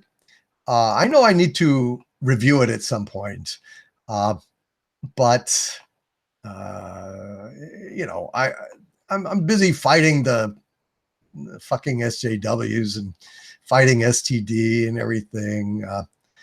Oh God, I hope I haven't missed any more. I kind of crawled back up to the top of the chat here. Let's see. Kojer52, $5.05. Lord Doomcock, I apologize for being late to your first live stream. Please forgive me. Keep doing chats with the High Council. I'm open to that. I love the High Council. I think they do a great job. And we shall see. Zoomed 1975 said, great Peter Cushing. I thank you. I thank you, sir. You would prefer another target, a military target, than name the system. I grow tired of asking this, so it'll be the last time. Where is the rebel base? Dantooine. They're on Dantooine. There, you see, Lord Vader, she can be reasonable. Continue with the operation. You may fire when ready. What? You're far too trusting. Dantooine is too remote to make. Oh, I think that's where I came in. Immortal One, $5. Immortal Coil. Immortal Coil. I stand corrected, sir. Harvey, how come when 1701D flies by, Riker is getting a piece, but when Discovery flies by, some kind of fungus is involved? It's because basically they're trying to infect us all. I think maybe Ben Gay or what is that? Lotramin? What is this stuff for, Preparation H? No, that's hemorrhoids. I don't know. Look, there's some kind of cream company that's like behind the scenes trying to infest us all with, goddamn fungus and shit. And, I don't know. They're idiots. They're turning it into a goddamn kid show. It's a fantasy. It's not Star Trek anymore. It really isn't. It's not even science fiction. It's some kind of kiddie show. A bunch of crap. Let's see. The Fragminion, $5. If you go to the sci-fi cons, I will happily visit the lair to take Harvey out for his walkies. Want to go walkies? Yeah, that's a bad idea, Fragminion. That's a very, very bad idea. I know that you've got Lobo there as your spirit animal, but believe me, there ain't no coming back from that death. You don't want that. But thank you, Fragminion. Yeah, that would be a bad idea. Bad idea. David Keeling, £1.99. Missed my bring me the boar worms. Bring me the boar worms.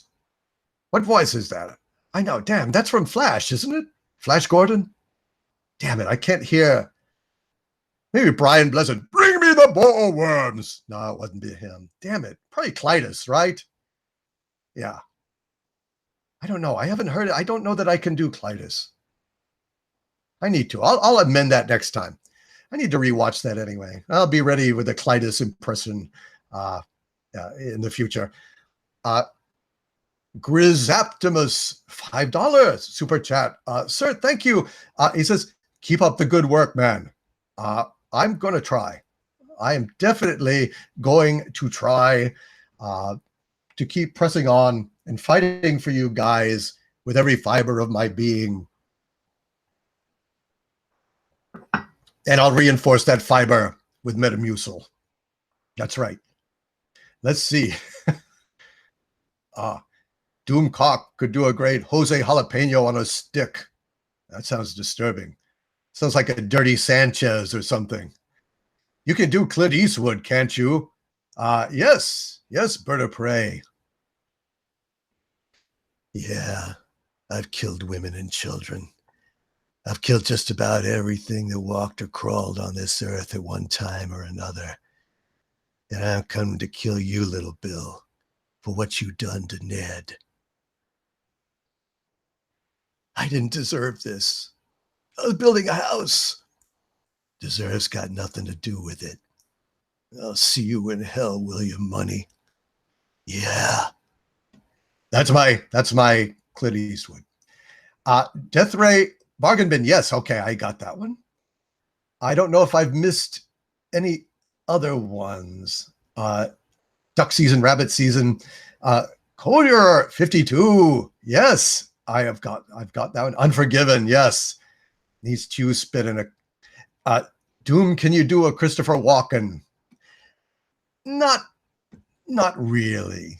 Not really. For some reason, Christopher Walken eludes me.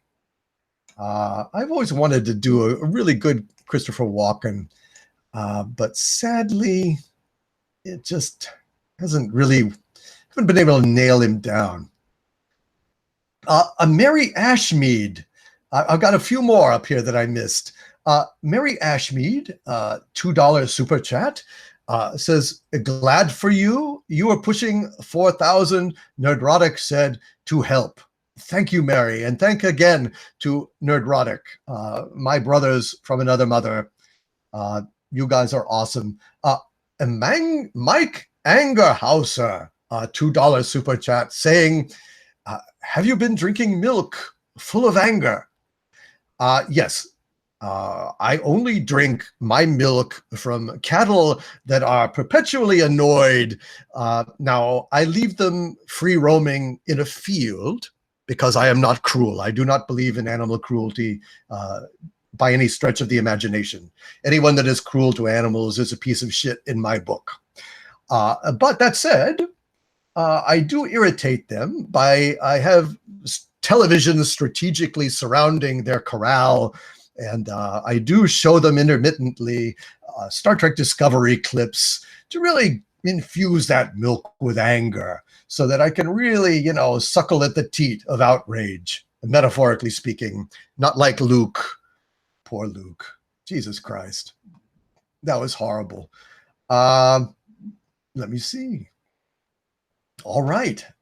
I think I am caught up. Yes, I think I am caught up. If I'm not, I'm down here looking at the bottom of the chat. Is there anyone here that I missed a super chat for? Press F for Luke. Yes. Yes. F by God. Vincent Price. No, again, I cannot do Vincent Price.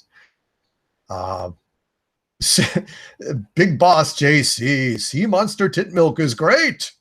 Teats of Outrage are my favorite teats. Pasteurized, my lord. Yeah. I'm doing good, Galactic Chicken. Thank you. Boy.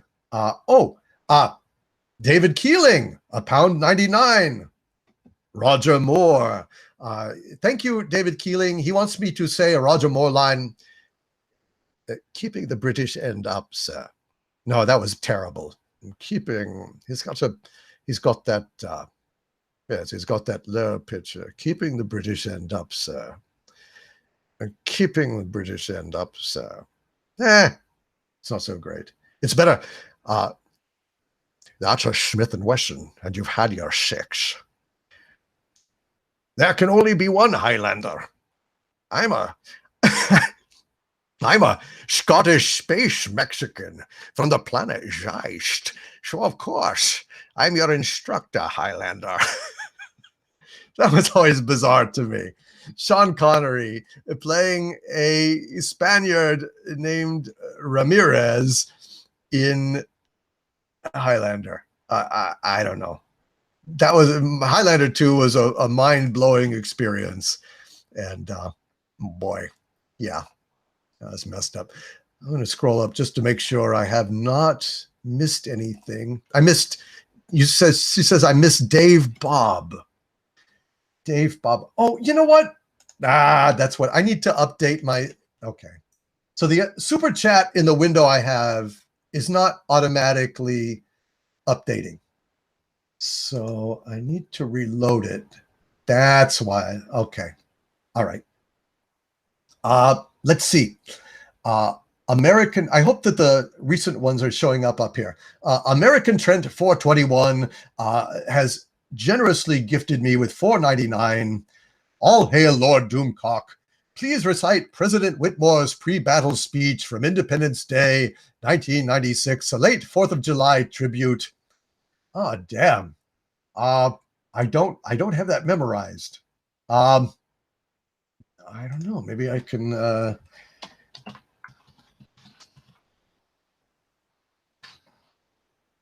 President Whitmore's speech. Let's see. Well, I can't do it really in his voice, but I'll just do it in mine. Good morning. Good morning. In less than an hour, aircraft from here will join others from around the world, and you will be launching the greatest aerial battle in the history of mankind. Mankind, that word should have new meaning for all of us today. We can't be consumed by our petty differences anymore. We will be united in our common interest. Perhaps it's fate that today is the 4th of July, and you will once again be fighting for our freedom. Not from tyranny, oppression, or persecution, but from annihilation. We're fighting for our right to live, to exist. And should we win the day, the 4th of July will no longer be known as an American holiday, but as the day when the world declared in one voice, we will not go quietly into the night. We will not vanish without a fight. We're going to live on. We're going to survive. Today, we celebrate our Independence Day. I hope that was adequate. It was heartfelt, if not in his voice. All right. So let's see what else. Super chat. John Snyder, $2. Robbed a corpse, me lord. Kisses. Thank you, Baldrick. Thank you, Baldrick. I appreciate that. That's great. Delvid Nesker, $2.99. Thank you, Delvid. Thank you so much. Kodir, yes, I got that. Let's see. John Hyros, a $2 super chat with no comment. Thank you, John. Thank you so much for that generosity. Let's see.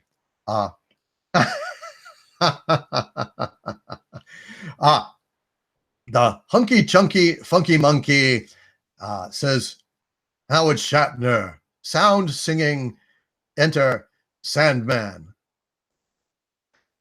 Well, let's see. Let me think about that. All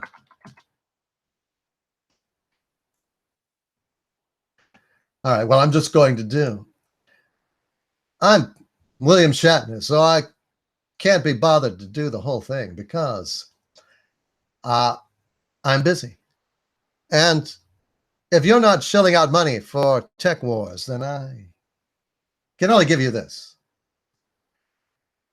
Exit light. Enter night. Take my hand. We're off to Neverland. Something's wrong. Shut the light. Heavy thoughts tonight.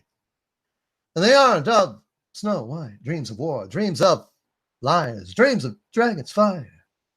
And of things that will bite. Yeah. There you go. I hope that little excerpt found favor with you. Let's see. Lubella, $2 super chat. Lubella Doom Legion basically snubbed again by the Emmys. These award shows are all corrupt. All right. There is not a legitimate award show other than perhaps the People's Choice Awards, where people, actual human beings, not on the inside of the industry, vote on the results. Otherwise, fucking pointless. Okay. I gave up watching the Oscars long ago, gave up watching the Emmys, and I never paid any attention to the Saturn Awards, which is good because that shit is hilarious. Mikey Spock won for her dramatic portrayal of a painted plank of plywood. Brilliant. I didn't know there was a category for best plywood performance, but apparently there is. And they also gave Ruin Johnson the fucking Saturn Award for best screenplay. There isn't enough sarcasm in my voice that could possibly be packed into my voice to mock that sufficiently. The stupidest fucking shit I've ever heard in my life. So let's see. Delvid Nesker. I think that's a different one. I think it's a $3.99 super chat. Thank you, Delvid. Chris Canmore. $19, and oh my god, holy $19.99, the super chat from Chris Canmore. Thank you, Chris Canmore. Oh my god. I first heard you on the council and became a fan. I'm listening to this at work. Just wanted to say, keep up the great work. All hail Doomcock. Chris Canmore, I salute you. As a true believer and a great supporter of Doomcock. Down here, $100 super chat from JJ. I trust not JJ Abrams, not by a long shot. Oh my God, $100 super chat. JJ, thank you so much. And I thank all of you, regardless of amount, but I'm stunned. I did not expect this. JJ says, I heard of you the first time on World Class Bullshitters. You are awesome and love your content. If you have the opportunity, continue to pop over to World Class Bullshitters and the High Council. All hail Doomcock. JJ, I have spoken with Jeff recently. And he has extended to me an open invitation to come on World Class Bullshitters and to chat with him. And I intend to do that. I will probably do that next week. I'm going to be doing a flurry of live appearances again. I had to take a break to kind of regroup. And, you know, this inability to respond to all of you was really getting me down. Like I said before, God, you know, that kills me. To miss out on you guys. You do me the courtesy of listening to my videos and posting a comment. I want to respond. So I got depressed for about the last couple of weeks, and I didn't want to do any live stuff, but I'm feeling better. I've got a plan now to address it, and I will be going World Class Bullshitters on Midnight's Edge after dark, and of course Nerdrotics. I love all of those guys. And I hope to be on World Class Bullshitters and the High Council again sometime. That would be wonderful. Thank you so much for that generous donation. I am trying to reload. Here we go. We've got a few more. I'm stunned. David Keeling he's donated a super chat of £1.99. Peter Sellers, does your dog bite as Clouseau? Does your dog bite?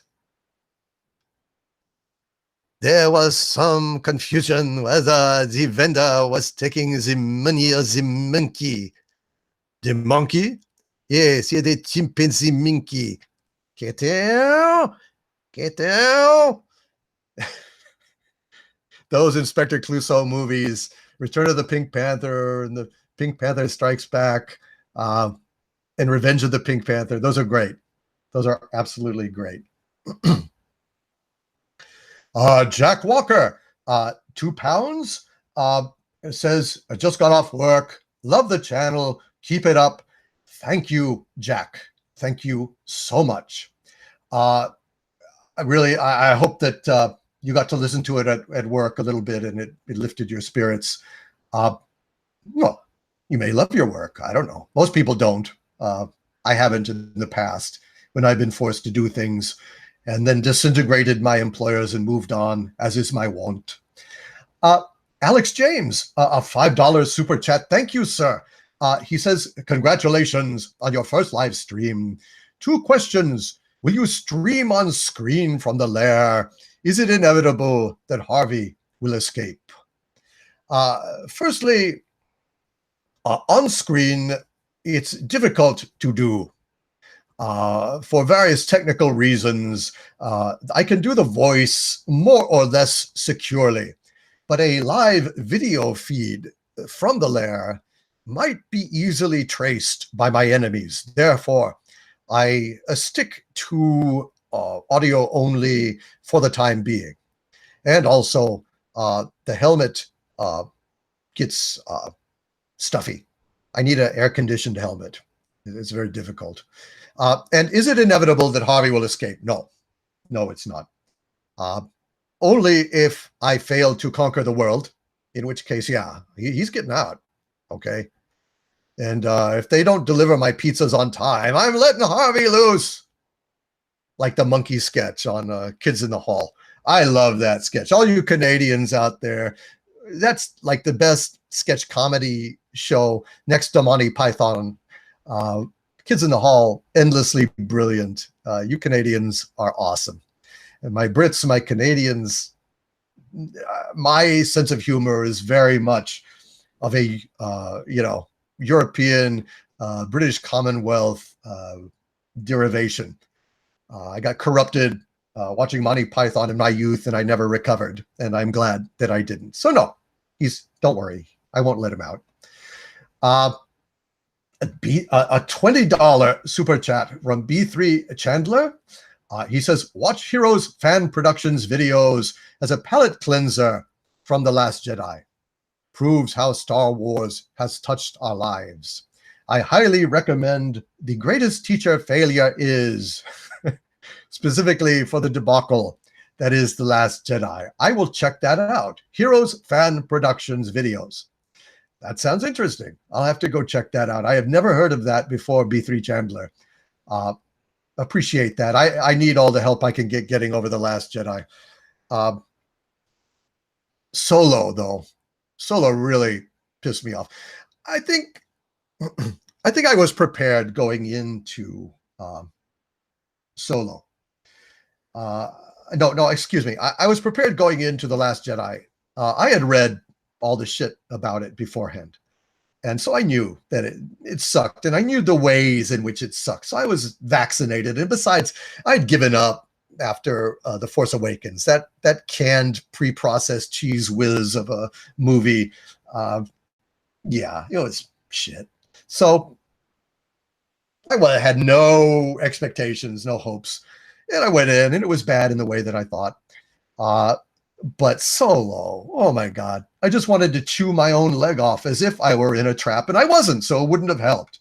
I wanted to crawl out of that theater, just anything to relieve the ennui, the relentless boredom of the fucking Jejun Last Jedi. But yeah, there was no escape, so it was awful. Solo, terrible. Thank you, B3 Chandler. Delvid Nesker, $3.99. That's a very cool sketch, Delvid. If you drew that, that's cool. I enjoy cartooning myself. I respect a great cartoon, and that is a great cartoon. Let's see. Chris Canmore. I don't know if I got to you before, but I'll read it again just in case. I first heard you on the council and became a fan. I'm listening to this at work. Just wanted to say, keep up the great work. All hail Doomcock. A $20 super chat. Thank you, Chris Canmore. I am going to go back to the chat. If there is anyone that I have missed, would you just chat just in the regular screen, just at the bottom? Planet Tobor TV, $5 super chat. Wise man say, never pay full price for late pizza. Yes, by God, yes. Jeff Michaels, $20 Canadian. No comment. Thank you, Jeff Michaels. Thank you so much. Doomcock is blown away by your generosity, all of you. Delvid Nesker asks, $1.99 super chat again. Delvid, thank you. Lord Doomcock, what's your opinion on capes? I love capes. I think that they're super cool. They're not terribly practical, but for formal occasions, for ceremonies, when you're dictating terms for surrender or telling the population how to receive you as you arrive in triumph in town, I think a cape is mandatory. You've got to be expansive. You've got to spread out. You know what I mean? You got to be bigger than you are. And a cape billows and it's cool, and you can do like, black on the outside, red on the inside, or all sorts of interesting color combinations. That was the one thing I respected about Lando in Solo, his collection of capes. Yeah, that's pretty much what Doomcock would do. Bjorn, 20 sec 20 it says, but what the Romans ever done for us? Well, they gave us Rome. That was a pretty good miniseries on HBO. They renamed Greek gods, to Jupiter and all that stuff. So there you go with that. They gave us Dean Martin. Nobody tells somebody loves you. So that's a gift. I don't know. I think that's fair. Let's see. Warren Roar, $5 says, Lord Doomcock, sorry I'm joining late, but your voice has been the clarity we needed. We won't go down without a fight. Last Jedi warped my soul. Yes, it warped all of our souls, my friend. It warped all of our souls, and I'm sorry, but you have solace here in the port of Doomcock. That sounds bad. I don't mean that kind of port. I mean, like a bay, not a port like plug in R2, not like that. Never like that. Jeff Michaels, I don't know if I mentioned before, Canadian $20 super chat. No question. Thank you, Jeff Michaels, very much. I'm going down. Let's see. Mike Stanmore, $2 Australian. Yeah, cheers, mate. Mike Stanmore, appreciate it. That's great. I've thought about doing maybe a review of Peter Jackson's stuff in Australian. I have my Australian cousin do the host. I thought it might confuse people. I don't know. Plus, it grades probably. My Australian accent isn't so great. He drifts into the Kiwi. He starts to drift into the Kiwi. David Keeling, £1.99. Always look on the bright side of life. Yes, indeed, David. Yes, indeed, David. Always look on the bright side of life, because life's a bit of shit when you look at it. Yep. Bugs Bunny played Caritas Aetius Maximus in Rome. Yes. Lord Doomcock, says Michael Elliott, your talents are endless. I thank you. Ren Elations, $2 super chat. Could I interview you sometime on my show? Yes, absolutely. Just drop me a line. Send me a tweet. My Twitter @Doomcock on Twitter. And yeah, we'll set that up. Although if it's a SJW ambush, I warn you, I can get pretty fucking nasty. So yeah, I try to exercise restraint, but yeah, because I'm in need of some restraint. Woo-hoo! The Iron Hand, got the Iron Hand. New Zealanders are delicious. Yes. It was Lord Buckethead who ran for Parliament in the UK several times. Biggest Dickus. Yes. Doomcock, I've joined while grilling. Throw another barbie on the shrimp on the barbie. Throw another barbie on the shrimp. Yeah. Well, that's great. John Smith. $5 super chat. Just curious whether your Anglophileness extends into areas as broad as to reach characters like Lord Peter Wimsey and the like. Lord Peter Wimsey. Yes. Yes. God, I'm having trouble placing it. I've seen that. I watch every British thing that I can get my hands on, and Scottish thing as well, Canadian, Australian, Flight of the Conchords, a lot of stuff. Yeah. I really do. I really love all of that stuff. I love UFO. Like I said, The Prisoner, I consider to be the greatest television series of all time. Hands down. I don't even hesitate. The Prisoner is the greatest damn thing ever made. And I am in awe of Patrick McGoohan, the great Patrick McGoohan. God, I think that our mantra should be, I will not be pushed, filed, stamped, indexed, briefed, debriefed, or numbered. My life is my own. You won't hold me. That is. I am not a number. I am a free man. Yes. I am not a number. I am a free man. Good day, number 6. Number 6. For all official purposes, everyone here has a number. Yours is number 6. I am not a number. I am a person. 6 of one, half a dozen of another. Good day. Lord Peter, says John Smith, $2 super chat, is Dorothy L. Sayers' answer to Sherlock. Interesting. Is it old property? That sounds fantastic. I would love to look at that. I assume they're on video. Are they based on books? Yeah, I absolutely. I'd love to see that. But yes, I want to make sure I'm not slighting anyone. If I have, I apologize. Please forgive me. I do not mean ever to cite Chuck Graham, Canadian, $3.99.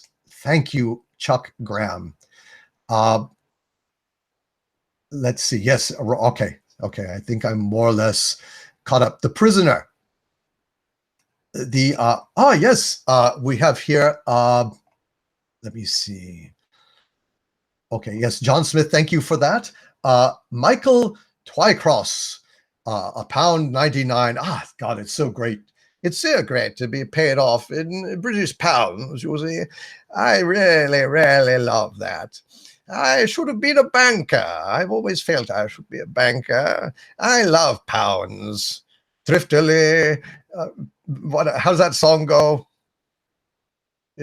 In the doors, Grubs, Mousely. Fuck, I don't know. Damn it. I can't know everything. I have a lot of knowledge, but sometimes I blank out. Mary Poppins, Fidelity Fiduciary Bank. Michael Twycross, your plans for world domination, I can't wait. Well, my plan for world domination, I'm going to invade. I may run for president first, Doomcock 2020, to give you fools the chance to surrender peaceably. But if you do not surrender peaceably, then what I will do is invade. Once I have a giant robot army of sufficient force, I'm also experimenting with a giant insect army because I love the Mars Attacks bubblegum cards. I think invading giant dung beetles and spiders and stuff would be really cool. And then also Mahaviz, my legionnaire of undead, minister of undead affairs, is researching having the dead rise to support my efforts as well. But once I do take over, I am going to get rid of corporations. I think if you want to do business, do business. Stand by your products. Don't hide behind the fiction of artificial people. I think a lot of the evil in our franchises and stuff are a result of committee think, group think. Doomcock wants a world that is a meritocracy and a world that celebrates individuality and critical thinking. So I will not be one of these dictators that discourages critical thinking. I will encourage it. I will encourage free speech. My grip shall be so ironclad. And of course, I've got Harvey to unleash if anyone really pisses me off. That free speech will not be suppressed. It will be encouraged. And eventually, I will guide the world into an enlightened philosopher state where everyone is provided a basic means of subsistence. But if you want to be rich, that avenue is open for you to have more than that basic subsistence. I think that's fair. And I would probably limit the top income that anyone can ever have to $100 million, because if you can't live on $100 million, fuck you. I have no sympathy whatsoever. So yeah, I think that breaking up the giant conglomerates and everything and letting businesses serve more their local communities and encouraging global democracy, whether you want it or not, damn you, that would be my aim eventually. I would leave the world a better place, essentially, and I would not lord it over everyone like a complete asshole. Yeah, I'd take, some people would get ripped off. I'd take the best mansion, and if you had a original Star Trek communicator, yeah, I'd steal it, sure. But I mean, you're going to get a lot more. It's not terrible, My needs are few. I'd have a mansion and a base on the moon and stuff. And how many TVs do you need? I'm not a dick. Dan Ramos, $5 super chat, says, Doomcock, the angriest man in the world. Stay livid, my friends, with a crown. Thank you, Dan Ramos. Thank you so much. Warren Roar, a $10 super chat, says, Doomcock, do you agree that they should have at least made Rey Luke's daughter instead of making him a bitch without any legacy and proper send-off? I hate Rey, but would have been better in my opinion. Yes. Yes, that's easy. Absolutely. I mean, that's what we expected. We would have accepted it. I don't see any drawback. I mean, it's cheesy, but it would explain things. It would be something that we could accept.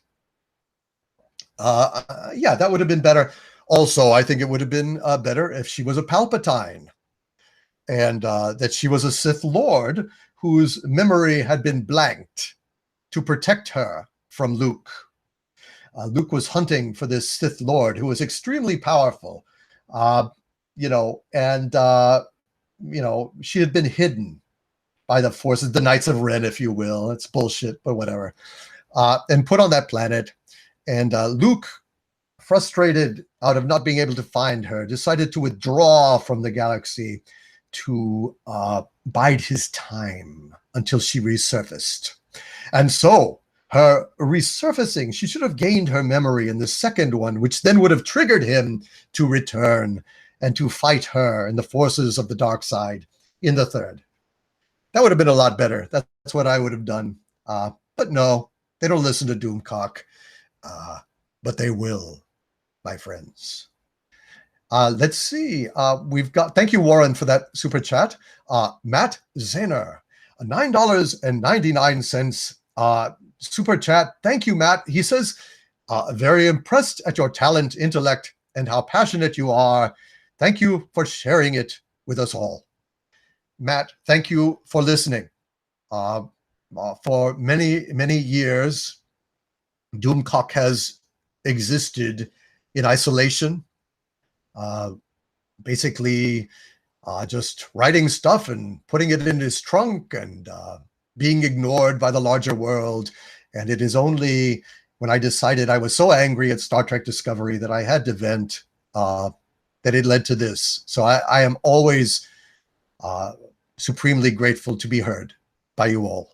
I mean that more sincerely than I can say. So thank you all very much. I'm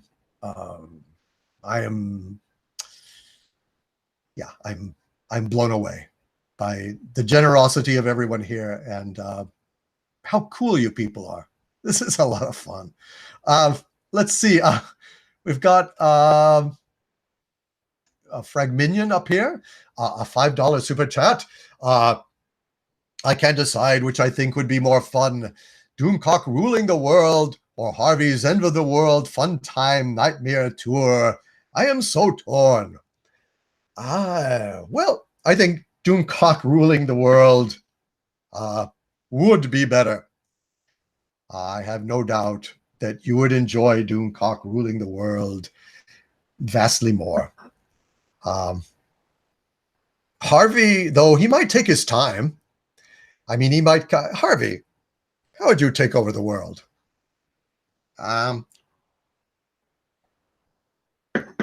Well, I wouldn't take it over exactly. I'm going to destroy it, but you guys are pretty cool. I might before I destroy, Strange Skull's house. So Strange Skull has done a $5 super chat here. Hail Lord Doomcock, love your videos. My humble question for you, my great lord, who wrote Dr. Doom the best? Thank you, my lord. I'll pass that to Doomcock in a second. But say I went over to Strange Skull's house, and I'm going to destroy it. But Strange Skull is there, and he's got a brew, and I might hang out and chat for a little while, talk about Lovecraft and horror, and what I'm going to do to the rest of the world, and then I destroy it. Like, okay, you ready to go? That kind of thing. I'm a pretty nice guy. I'm pretty reasonable. I like hanging out. I'm a bro. I'm a dude. Word, straight up, yo. So yeah. Doomcock, what about Strange Skull's question? Well, who wrote Dr. Doom the best? I gotta say Stan Lee. I know that there have been a lot of great Dr. Doom writers, but Stan Lee was the first and the best. When he wrote, "How dare you lay hands upon the sacrosanct person of your master," I knew that Stan Lee was one of the greatest comic book writers of all time. He gave Doomcock, little Doomcock, his advanced vocabulary, instilled within Doomcock a love of reading, and I gotta give it to Stan Lee. Stan the man fucking Lee. I wish that he had treated Jack Kirby better when Jack Kirby was alive. Jack Kirby deserved a lot more. But nobody's perfect. Men are, at the talent of their own weaknesses. And so, yeah, I can't blame him. All is set aside in the twilight of his golden years. All is forgiven. I love you, Stan Lee. I know you don't know who the fuck I am, but love David Keeling, £1.99. Peter Cushing, evacuate in our moment of triumph.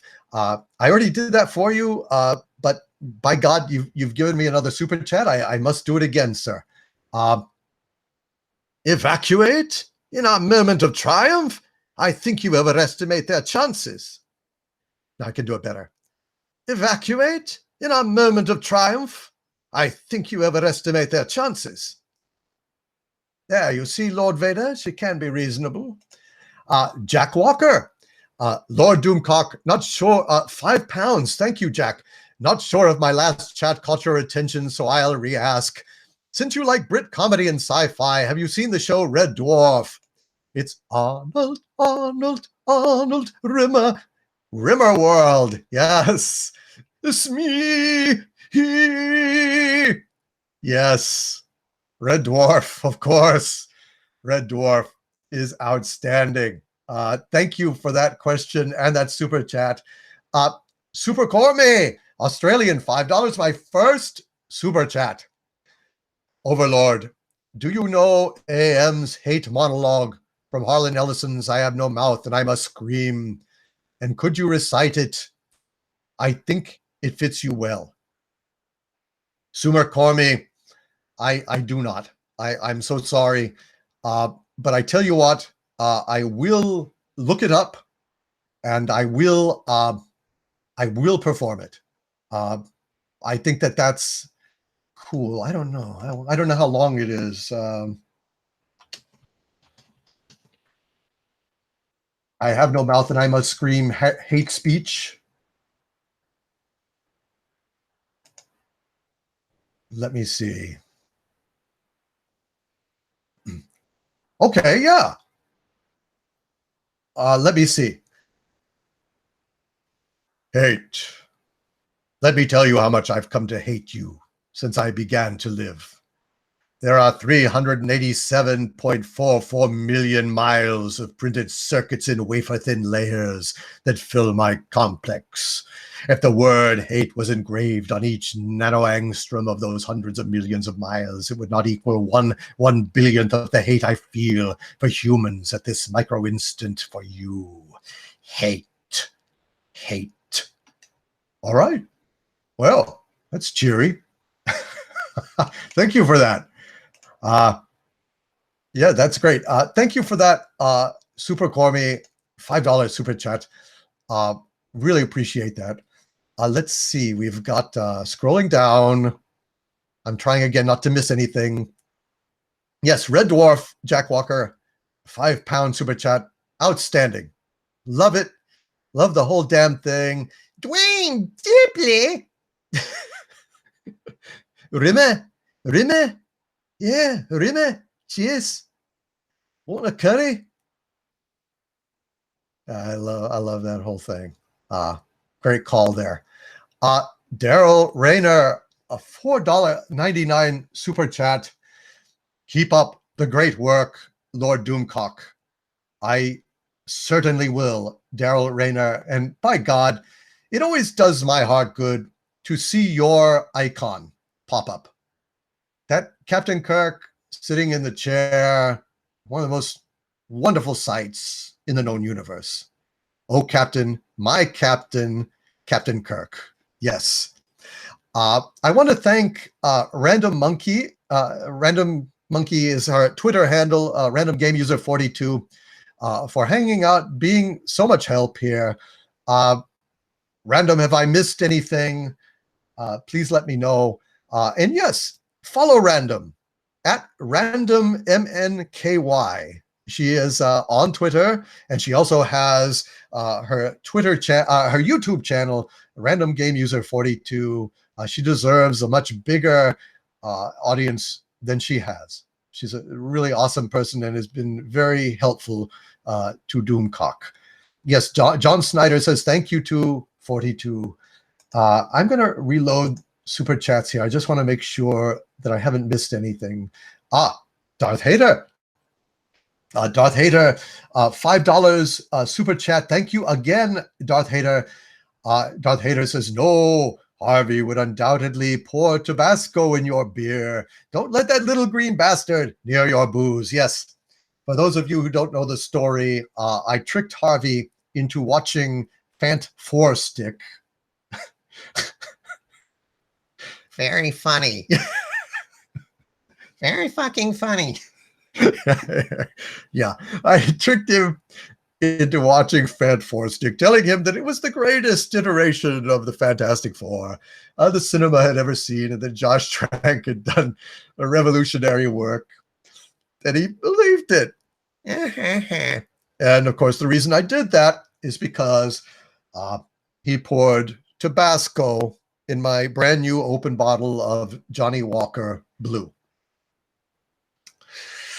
You have to understand, I built him a pair of robot arms that are anchored to the floor. They have little white gloves on them, you know, with the lines on the back, like in the cartoons, Warner Brothers cartoons. A lot of fun.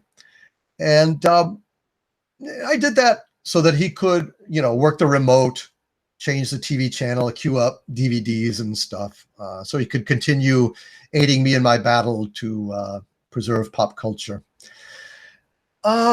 And also to read books and comics. that's how he read the Fantastic Four comics. Now, the robot arms are anchored in the floor. They can't reach the button. No way, not even close. And the button cannot be hit by anything thrown. It's got a cage on it that flips the wrong way. They wouldn't be able to flip it. And it's locked, and it has countermeasures. But sadly, I did not properly. I basically put the damn bottle down within reach of his gloves, and I had been eating some chips and hot sauce, and he picked it up and he adulterated my bottle of Johnny Walker Blue. So I got him back. It's hilarious listening to the dawning horror come over his voice as he realizes that he's been had. He's been had. You son of a bitch. Well, Harvey, next time don't fuck with my Johnny Walker Blue. I haven't had Johnny Walker Blue since, so screw you, Harvey. Thanks a lot, pal. Anyway, that I do movie commentaries on my patreon.com site, full-length ones where I just watch. I also do a full-length watching of Star Trek Discovery episodes. I actually, I'll be watching them for the first time, and you can hear the horror dawning on my voice as I drink Johnny Walker Red and watch that shit. Let's see, Brian Smart. Hello, Brian. Good to see you. He says, "Hail Doomcock, for you fight against the degradation of canon." Yes, sir. Yes, I do. And that was a $5 super chat from Brian Smart. Thank you, sir, for being smart enough to join me in my fight against this degradation of canon. Feisty Fan. Yes, Feisty Fan, you made it. So good to see you. She says, all hail Doomcock. $4.99 super chat. Your generosity. Thank you so much, Feisty Fan. And thank you for being a member of my Patreon. Thank you for joining the lair and joining our community there. Bird of Prey 5 says, can you or Harvey do Dr. Evil's "The Details of My Life Are Quite Inconsequential" monologue from the original Austin Powers? I don't know it. A $5 super chat from Bird of Prey. I'll ask Harvey. Harvey, do you know or could you read "The Details of My Life Are Quite Inconsequential"? Let's see.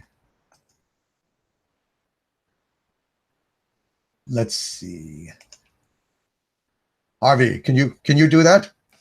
Sure. I can't do it like Dr. Evil, but I'll give it a shot. The details of my life are quite inconsequential. Very well. Where do I begin? My father was a relentlessly self-improving boulangerie owner from Belgium, and low-grade narcolepsy and a penchant for buggery. My mother was a 15-year-old French prostitute named Chloe with webbed feet. My father would womanize, he would drink, he would make outrageous claims like he invented the question mark. Sometimes he would accuse of being lazy, a sort of general malaise that only the genius possess, and the insane lament. My childhood was typical. Summers in Rangoon, luge lessons. In the spring, we'd make meat helmets. When I was insolent, I was placed in a burlap bag and beaten with reeds. Pretty standard, really. At the age of 12, I received my first scribe. At the age of 14, a Zoroastrian named Vilma ritualistically shaved my testicles. There's really nothing like a shorn scrotum. It's breathtaking. I highly suggest you try it. There you go. There you go. But I don't know if we should be reading all of these. I don't know. But Bird of Prey, you're welcome. I hope you enjoyed that. All right. Now, am I missing anything? Oh, let's see. Let's see. Dan Ramos, the angriest, Doomcock, the angriest man in the world. Stay livid, my friends. That was a $5 super chat. I think I got it. Oh, the Grand Inquisitor says, you missed my first super chat, my liege. A $2 super chat. Grand Inquisitor, I am so damn sorry. let me scroll down and see if I can find it. If I can't, oh yes, the Grand Inquisitor, a $2 super chat. He said, "All hail Lord Doomcock, hail Doomcock, hail Grand Inquisitor. I salute you for your patience, sir, and I thank you for your support. I'm sorry about that. I think I'm doing better than I thought I would. But yes, David Keeling, a £1.99 super chat again. David, thank you so much for all that you've given today. I really appreciate it. And he asks, can you end with a song, some Queen or Monty Python? I used to like to listen to Dr. Demento.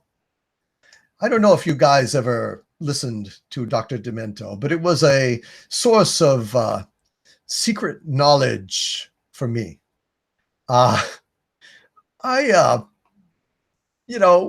You would hear this stuff. It was weird stuff, and it was like a voice coming through the ether late at night. And when you're a little kid and you stay up listening on headphones on your father's stereo, it's kind of spooky and cool, and you feel like you're in on a secret joke. So there's a whole generation of people who were initiated into Dr. Demento. Mad Magazine, the same thing. The fools, those idiot parents not knowing what subversive shit we were buying. Yeah. Anyway, on Dr. Demento, he used to play this old recording, this 78. And I'll try to sing it like he did. But I'm not sure. I'm not quite sure we're quite at the end yet. I don't know. How long should we go? Random game user, you guys, what do you think? Y'all getting tired? Oh yes, shaving cream. I have a sad story to tell you. It may hurt your feelings a bit. Last night I walked into my bedroom and stepped in a big pile of, shaving cream. Be nice and clean. Shave every day, etc. Yes. Let's see. Anyway, they signed off. I'll just go ahead and do it now because I might forget later. Just at the end, refer back to this in the video. Cheerio, when the moon fills along, in your heart sing a bright little song. Someday I'll kiss away your troubles and woes. Cheerio, cherry lips, cheerio. And don't forget to stay demented. That was great. I used to love that. Dr. Demento, Dr. Demento, Dr. Demento. Woo, woo. Wind up your radios, dimensions and dementites. It's time once again for the Dr. Demento Show. I miss those days. I got some of them recorded. Jack the Narrator, a $5 chat here. Super chat. Thank you, Jack. He says, found your channel 2 weeks ago and was deeply moved and engrossed by your video regarding canon. Thank you, Jack the Narrator. I truly appreciate that. That was an important video to make. I don't understand how this eludes people. I really don't. There's certain things that are too, that I don't, it doesn't occur to me to say because it seems like they're too obvious. They're too obvious. And yet, when I really think about it and I settle down and somebody's like saying crap to me on Twitter, idiotic things, and I realize, no, this shit needs to be said. It really does. It needs to be said out loud. What's obvious that canon is like history. And if you throw away canon, you're rewriting history. And who rewrites history? The tyrants and the victors, right? The corporations that are trying to discard our canon, trying to trash our shared cultural heritage. I find that repulsive. And so, yes, thank you, Jack. I'm really glad that you enjoyed that. Yeah, I really do appreciate that. The Grand Inquisitor up here at the top. I caught you this time, my friend. A $10 super chat. I have no idea how much has come in, but I really appreciate it more than I can tell you. The Grand Inquisitor says, "Thank you, my liege. May you easily crush your enemies, see them driven before you, and hear the lamentations of their women. Also, what is your preferred bourbon? Mine is Eagle Rare."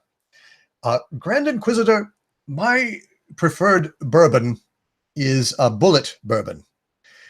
Now, I never really met a bourbon I didn't like other than Well bourbon, cheap rot gut. But bourbon is a damn fine drink. And Bullet is really nice. It's smooth.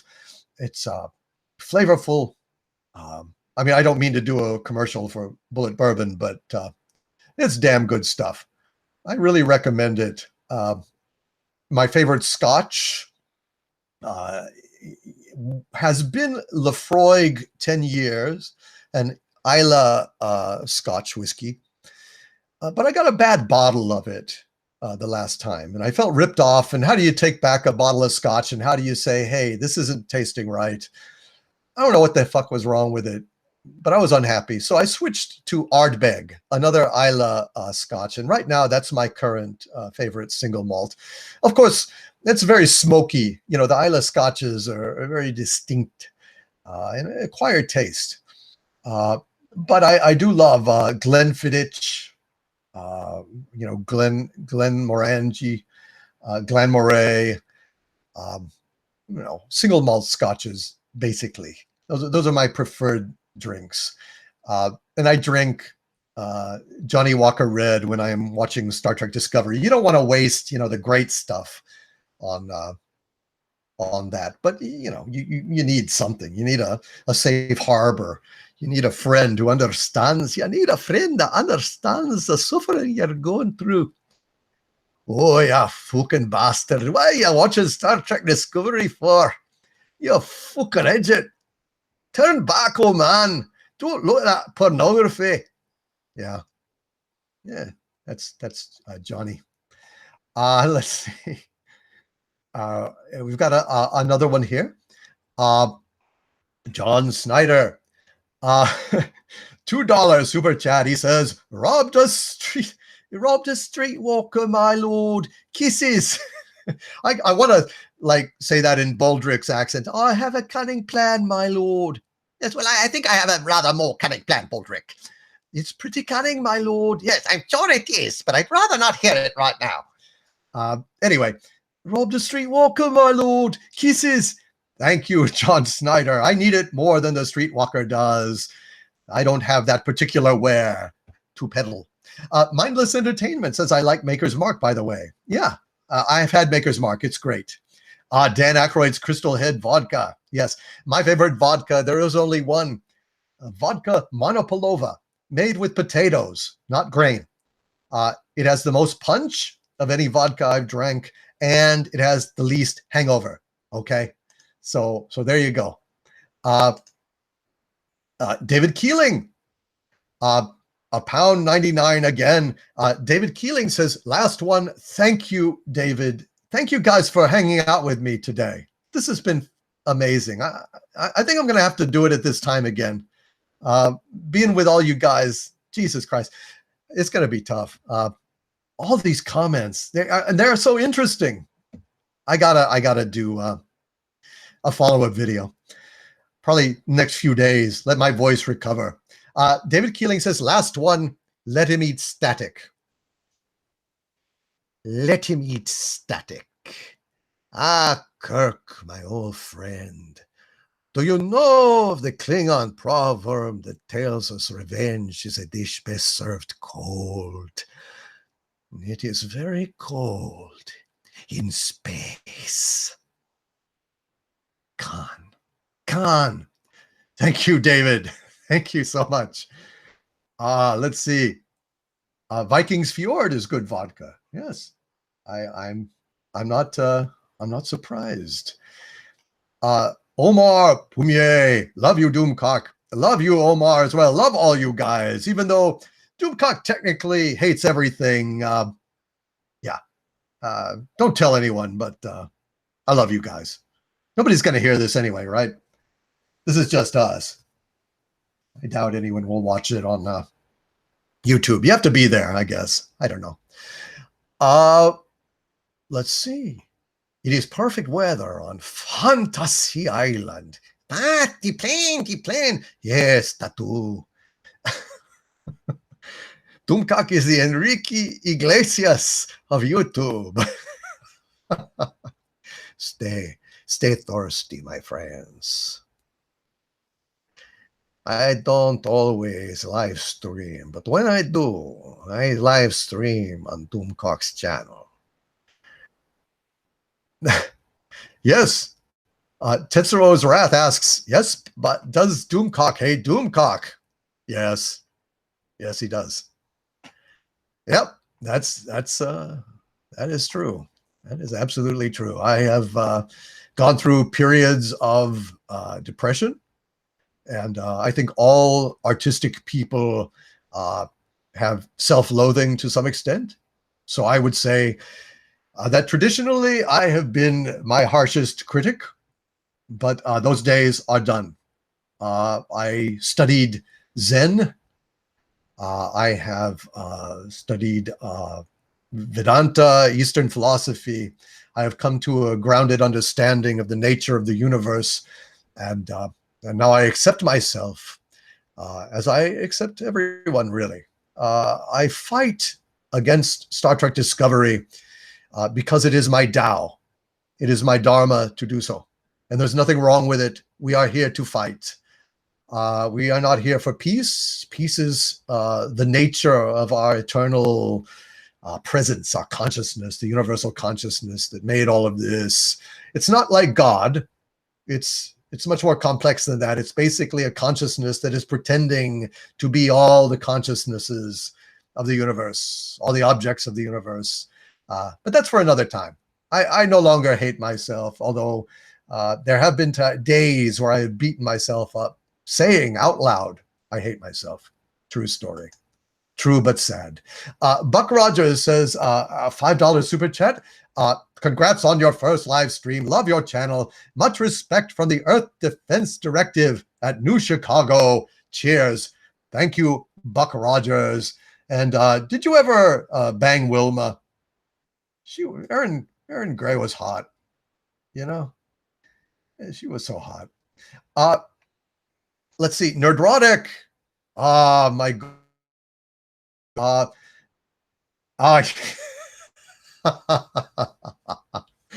Nerdrotic channel. $10 super chat.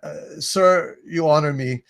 You're already donating the gift of cable to me, which I have used greatly. Thank you. You touch me, my friend. And he wants me to read this, and so I shall, from the Rocky Horror Picture Show. And crawling on the planet's face, some insects called the human race, lost in time and lost in space and meaning.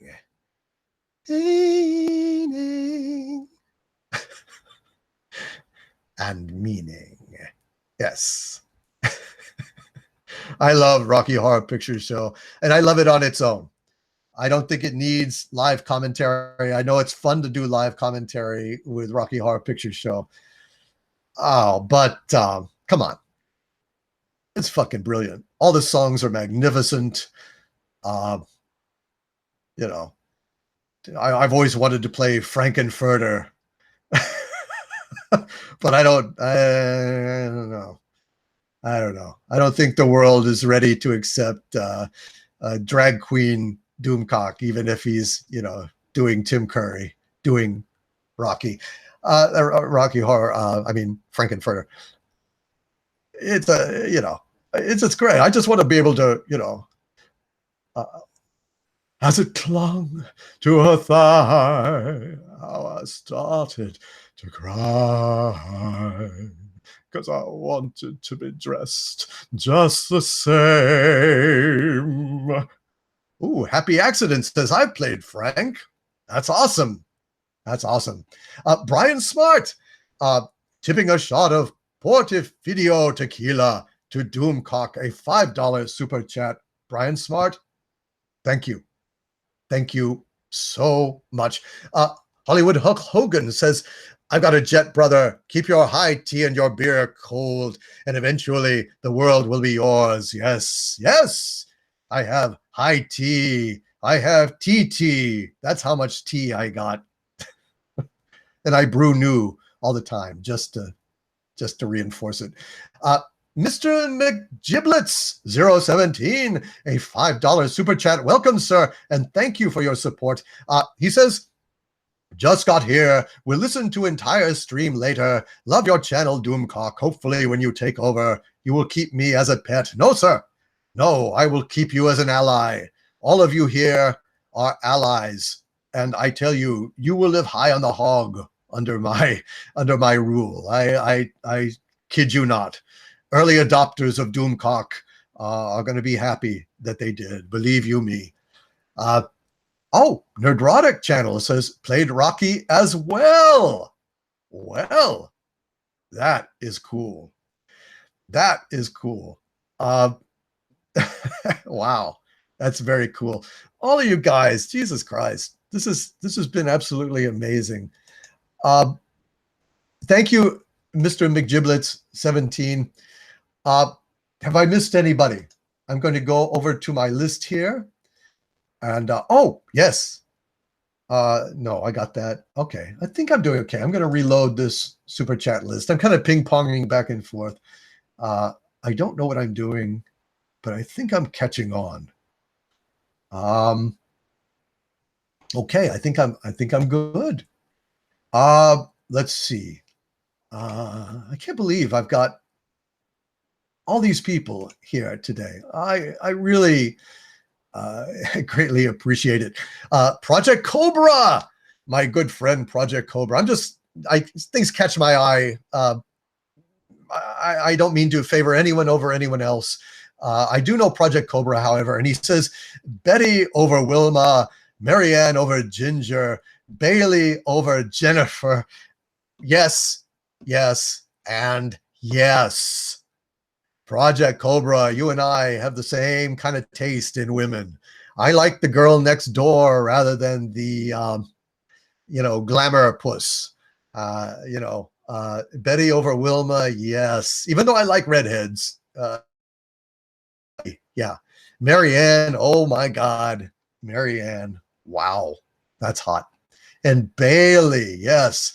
She was a nerdy geek girl, just my type. Bailey, yes, yes. Jennifer's plastic. No, can't do it. Let's see. Fan Addicts of Film, a $10 super chat. Thank you, sir. Fan Addicts of Film says, you are an inspiration to us all, and you will continue to open people's eyes to the truth. I loved your Canon video. The creator should always be honored. Current Lucasfilm doesn't understand that. Yeah. I don't know if they don't understand it or they just don't respect it. Because, they're not the creator. So if they had respect for that theory of canon, right, then they couldn't do the shit they're doing. So, of course, they have to disavow it. And they have to try and destroy the traditional things in order to you know, put up their own crap, basically. I mean, it's so much harder to learn, right? To learn about Star Trek, to write something that is Star Trek, than to just take a pose and say, Star Trek doesn't matter. Star Trek's what we say Star Trek is. And then they do it. And they ruin it. So, yeah, that's what they're up to, basically. Fuck them. Fuck them. Fuck them. Let's see. Marsha or Jan Brady, my lord, says Michael Elliott. Marsha. Jan wasn't really my type. Marsha was pretty hot. She wasn't plastic. She was just a hot girl next door. And only when she was of age, of course. I want to make that quite clear. Hottest redhead ever, asked Tetsuo's Wrath. Christina Hendricks. Yes. Oh my God. Joan on Mad Men. Ooh, hot fire down below. Yes. Christina Hendricks. My God.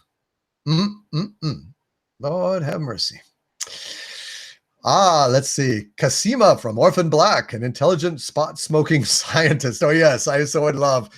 I liked her Eastern European cousin, Sestra. I like the way she said Sestra. That was a lot of fun. How's your father? Says my loins have awakened. Well, you know, Joan. Random game user says I would nominate me for hottest redhead, but I'm biased. Well, yes. I would say you would be in the running, no question. Pen Farm Girl, $5. Thank you, Pen Farm Girl. I was supposed to leave work 2 hours ago, and I don't want to leave and miss any of this live stream. Must go. Sending much love. Hail Doomcock. Hail Pen Farm Girl. Don't worry, I'm going to do this again. And I'm going to do a separate one, trying to get through as much of this chat as I can, although it seems to be dumping it out. So I'm not sure how I'm going to make this work. I don't know if there's a way to see all the chat laid out or to download it. Perhaps you guys could help me. Otherwise, I'll be limited, which would suck. I'd really like to... I'd really be able to go through it. If I can't hit every one, at least hit on all the cool themes you guys are saying. Really interesting stuff. Jeannie over Samantha says the Peneigan. Yes. Jeannie, when I was a little boy, I used to carry around clipping of Barbara Eden that I had snipped out of a newspaper in my Batman wallet. Yeah. See, that's how I know that gay people are born gay. It's because I was born straight. I didn't make a decision. I didn't know what straight was. I like girls. So, you know, it's pretty much, I had no choice. I never made a choice. It was just the way it was. Frag Minion, $2 super chat. Lily Munster. Oh God. Lily Munster or Morticia. Oh, Frag Minion. Jesus. Oh, that's a cruel question, my brother. I want both. I need both. Can I have both? I'm going to rule the world. I want both Lily Munster and Morticia Adams. Damn it. I can't choose. I guess the Addams Family is the better show, so I'll pick Morticia Adams, but I want them both, and badly. So, yeah, I can't.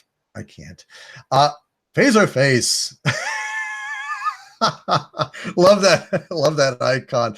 Kirk shooting up at the Operation Annihilate flying pancakes. Phaser Face, $5 super chat says, happy to see your channel take traction. Hail Doomcock. Hail Phaser Face. Outstanding. And the chat's like, skeet. Yeah, that's right. Oh my.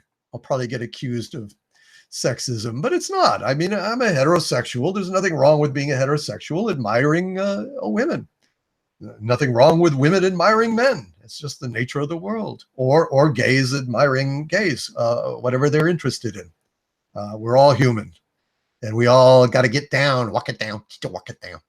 Raven Wolf Foxtrack, a $20 super chat, says, to the glorious future ruler of Earth, I wish to be a simple but important question.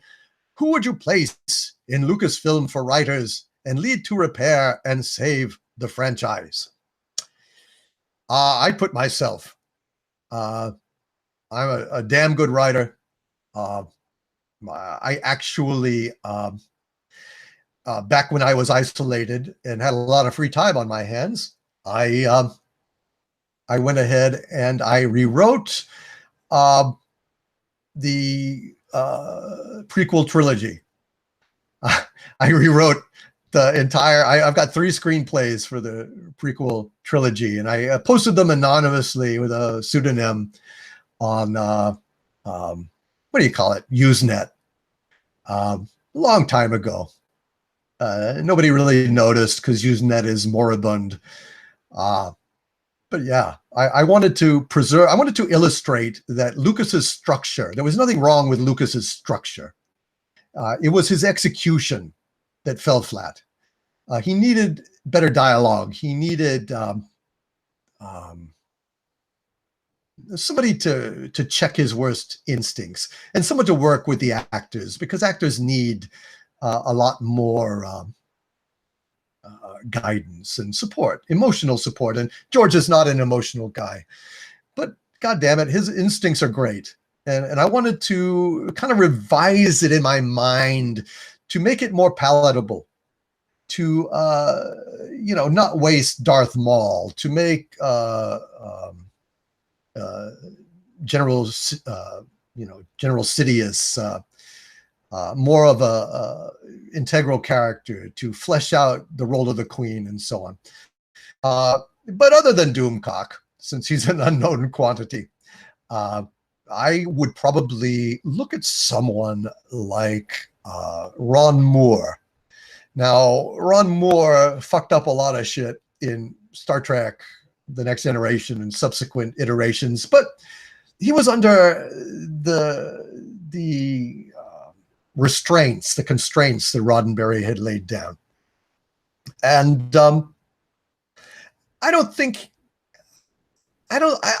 look at what he did with Battlestar Galactica. And I want to say to all original Battlestar Galactica fans out there, you guys have kind of given me a hard time, and I appreciate that. You know, I do.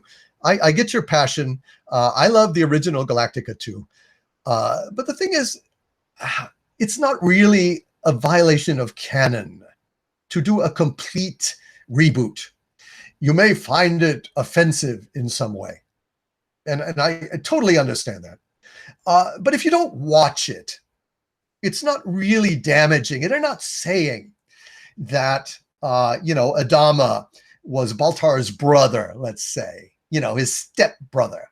And Adama all along was a Cylon plant or some shit like that. Like, you know, the level of shit that Star Trek Discovery does. And they say that that's prime canon. So that's impacting everything. It's different. You can just ignore it. If Star Trek Discovery was just a piece of shit, boring garbage that was not in the Prime universe, and they were doing another Star Trek series that was grounded in traditional canon, I just ignore the fucking thing. I don't care. There's lots of horrible shows on TV I ignore. I just wouldn't give a shit. But what they're, you know, it's different. And I have to say, what Ron Moore did with Battlestar Galactica, regardless of if you hate what he did, that's fine. I understand that, and I respect it. I really do. But I loved it because I love both, because they're totally different. They do not in any way coexist in the same universe, not in the slightest.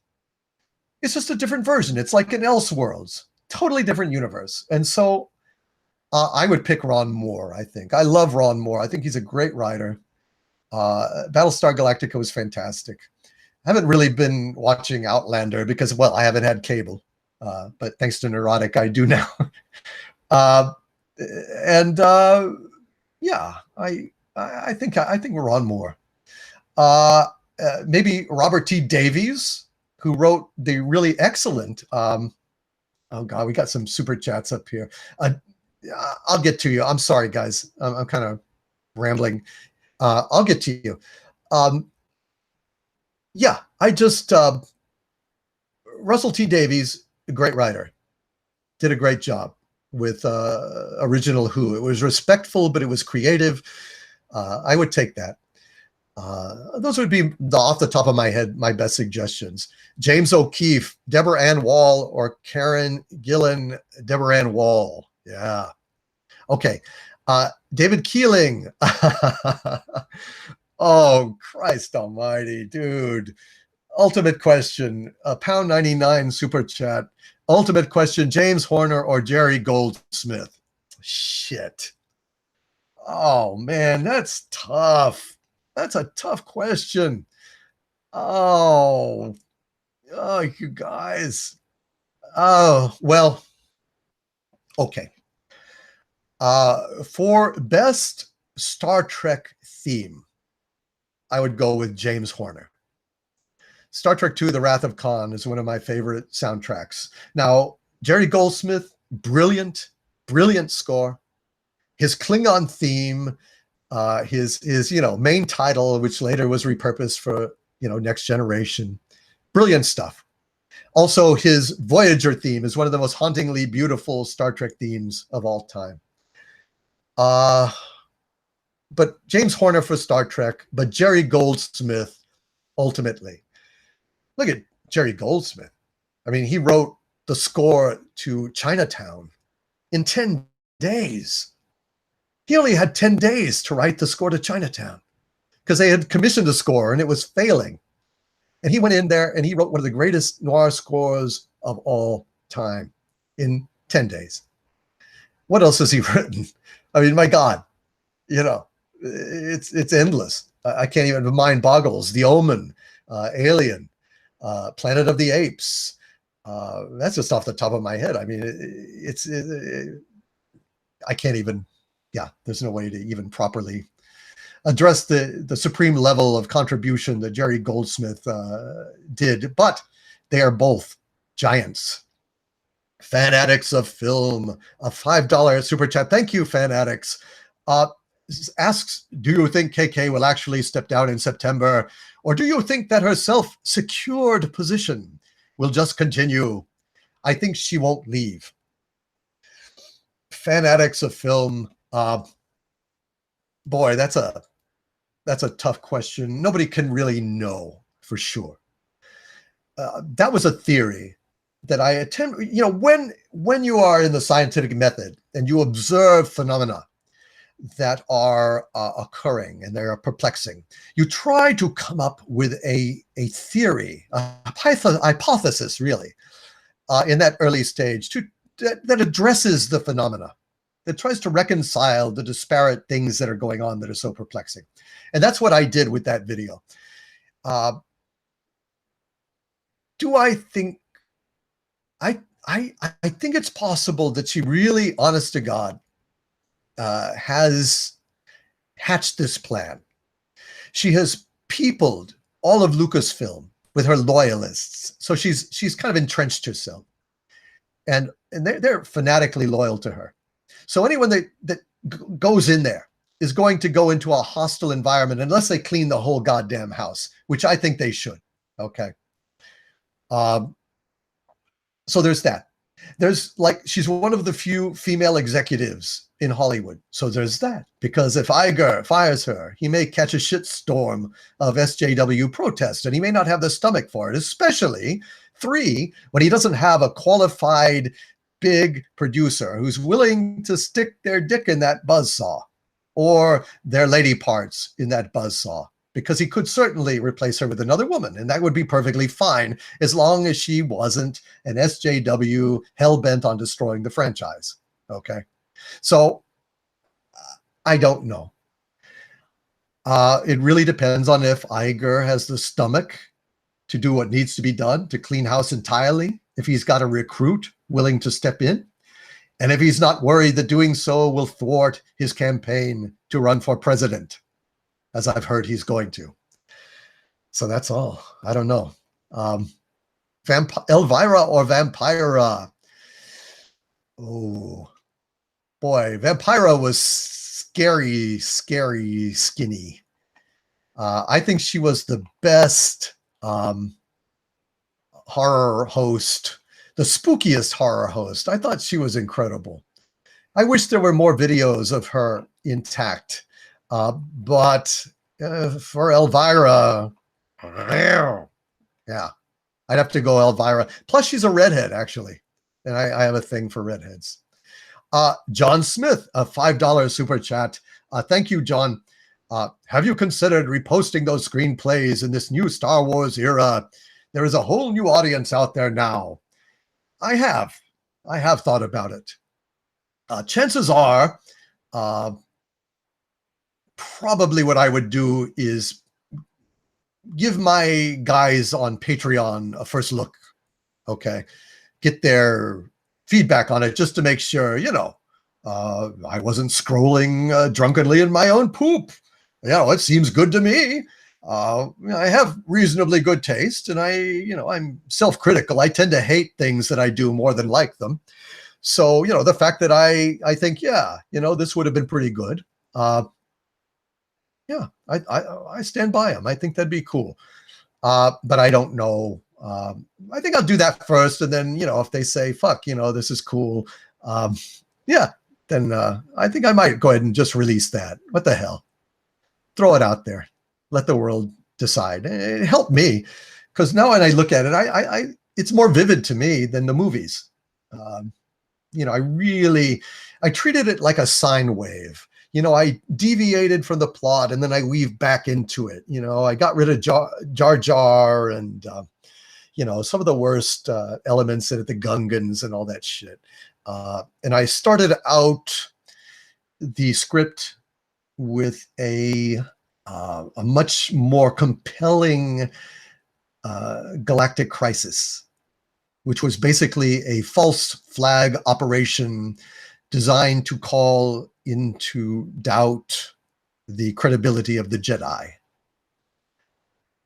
That was a much more interesting and believable way to get Naboo as a epicenter for change. Helicopter Prince, $2 super chat, saying free helicopter rides for commies in Hollywood. Well, that's awful nice of you. That's the only kind of helicopter ride they take, since they don't believe in capitalism. They wouldn't want to pay you, Helicopter Prince. So, yeah, that's a good guy. Nice of you to do that. I wonder if they'll get to their destination. Word of warning, commies in Hollywood. Helicopter Prince has a kind of shifty look in his eye and a smile on his lips. Thank you for that, Helicopter Prince. Chris Prisa, Canadian, $5. What are your thoughts on, oh God.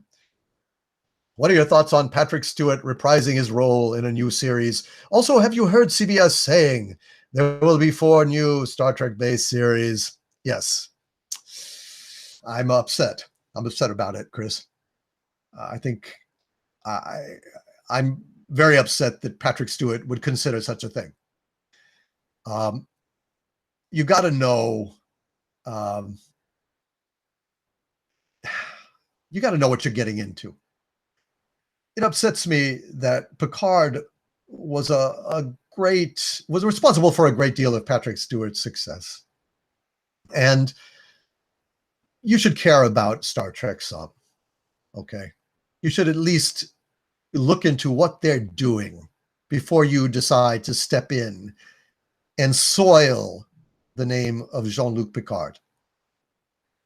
That's my feeling. Because, damn it, it should matter,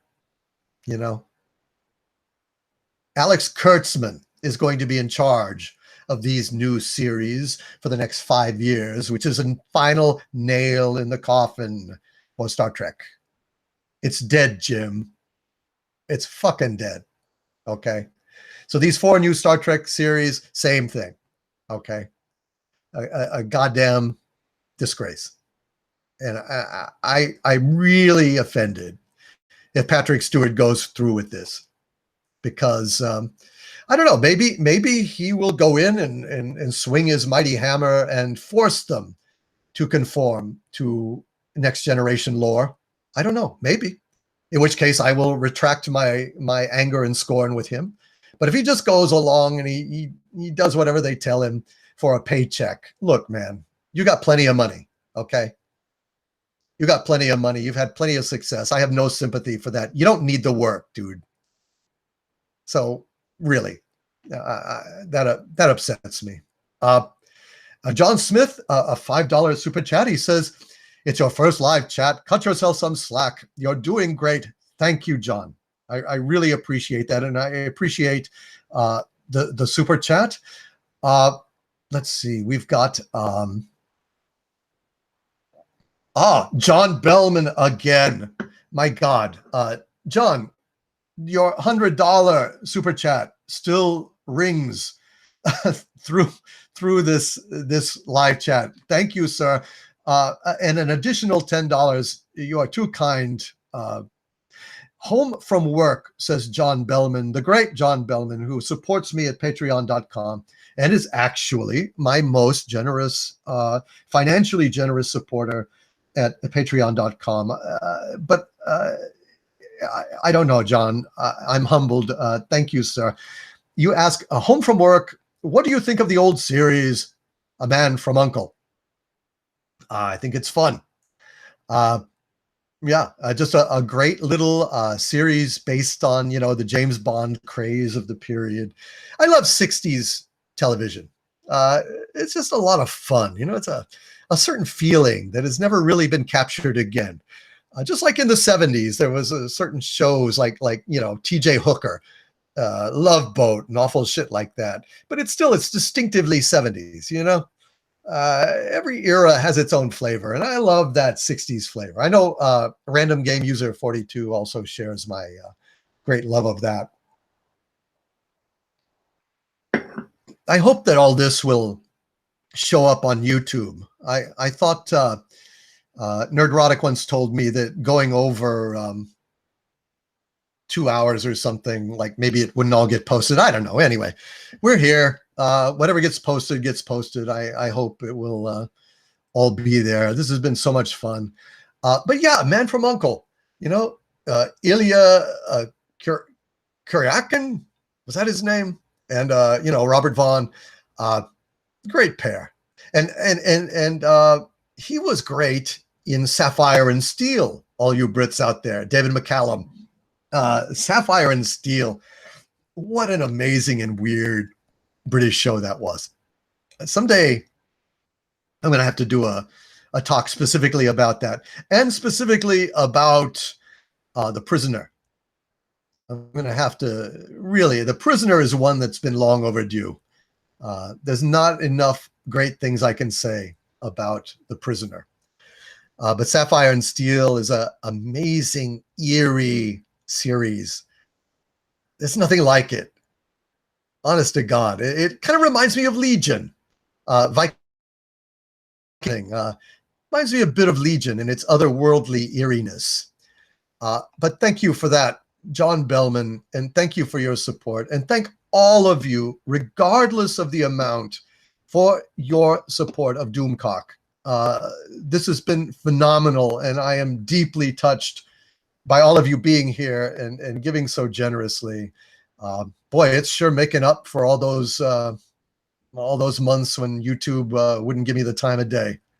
I did a lot of videos and nothing, and then all of a sudden they monetize me and then I can come to you like this. Thank you so much, all of you guys. Perseus the Cat, $5 Canadian. If you could write episode 9 to save the franchise, what would you write? Imagine you had to leave episode 7 and 8 as is, but bring back the fans. I think I'd have Rey and Kylo and everyone that's alive come to the horrifying realization that they are in a movie, in a badly written movie. And I would have the dark side and the light side do a temporary truce to combat a greater threat, that of Ruin Johnson, Kathleen Kennedy, and the rest of her shitty story group. And I would like them to escape the bounds of the movie frame and go on a comical kind of Star Trek IV, modern adventure to get them fired, using lightsabers and the Force to infiltrate Lucasfilm and set things aright. That's what I do. Kind of go meta on it, because there's no way to fix the story, guys. If you can't get rid of episode 7 and 8, no. Not a damn thing you can do. And also, I'd have BB-8 come out of the frame and apologize for sucking and, say it's not his fault. He got built the way he was, and then I'd be sympathetic. And, and then he and R2 can proceed on more equal footing. But I'm offended as hell that they've forgotten R2 and C-3PO for fucking BB-8. It's offensive. And I'm offended as hell that Chewbacca is not the master of the Millennium Falcon, and he's, Rey's flunky. I find that extremely offensive. Amos on The Expanse. I am that guy. Yeah. Yes. Well, let's see. I believe that I have caught up with all the super chats. Let me go over here to my master list, see if any slipped by that I missed. I hope not. Yes. Yeah, no, I think I got them all. If I am wrong, please drop a note right now down in the regular chat and tell me, and I will try to rectify it. But for now, I want to thank all of you for coming here and supporting me like this and making my first live stream something that I will never forget. And I mean that. I will never, ever forget this day when you guys showed me so much support and love, and I'm just blown away. And all the 5 people that went thumbs down.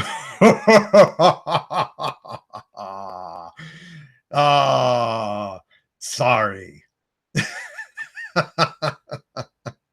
Yeah, it's just not really a thumbs down kind of day for Doomcock with all these great people here.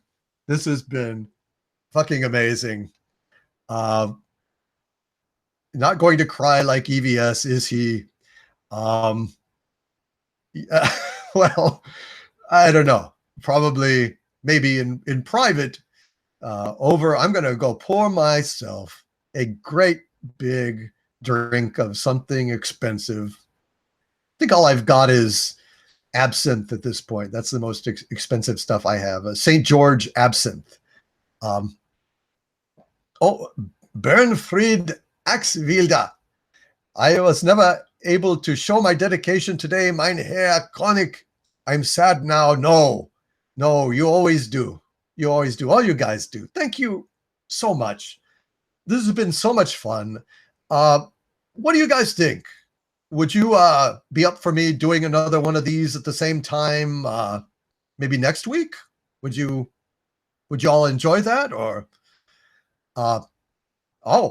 David Keeling. Oh yes, Random. Thank you. Great job moderating. I think to pay Random back, I'm going to go on her live stream tomorrow. I would really like to do that. David Keeling says £1.99 again, super chat. Monty Python, sing out, Doomcock. Let's see. Well, oh,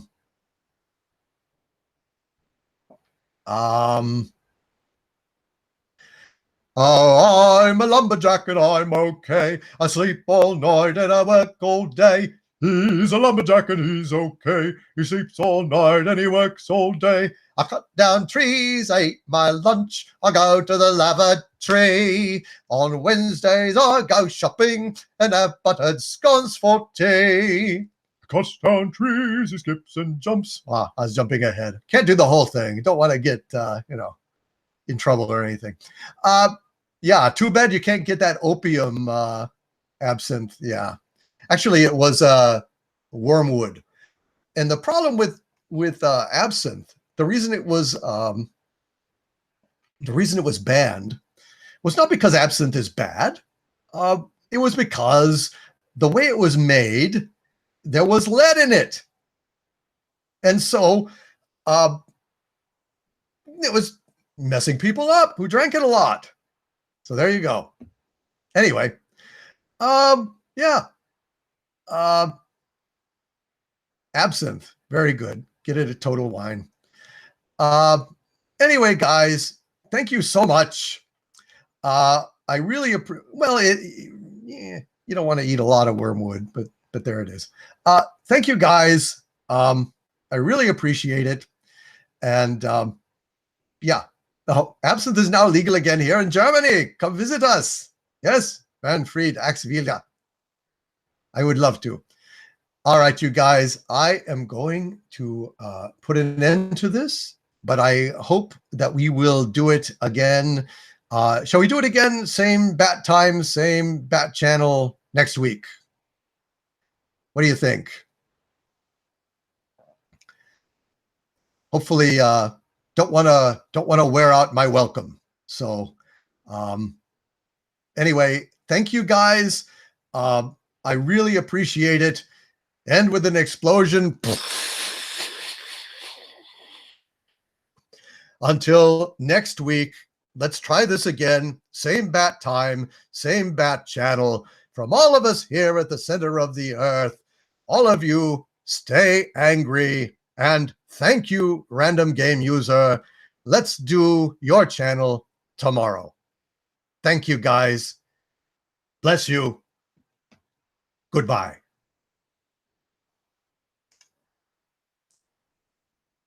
How do I turn this thing off? All right. Bye-bye, you guys. Thank you.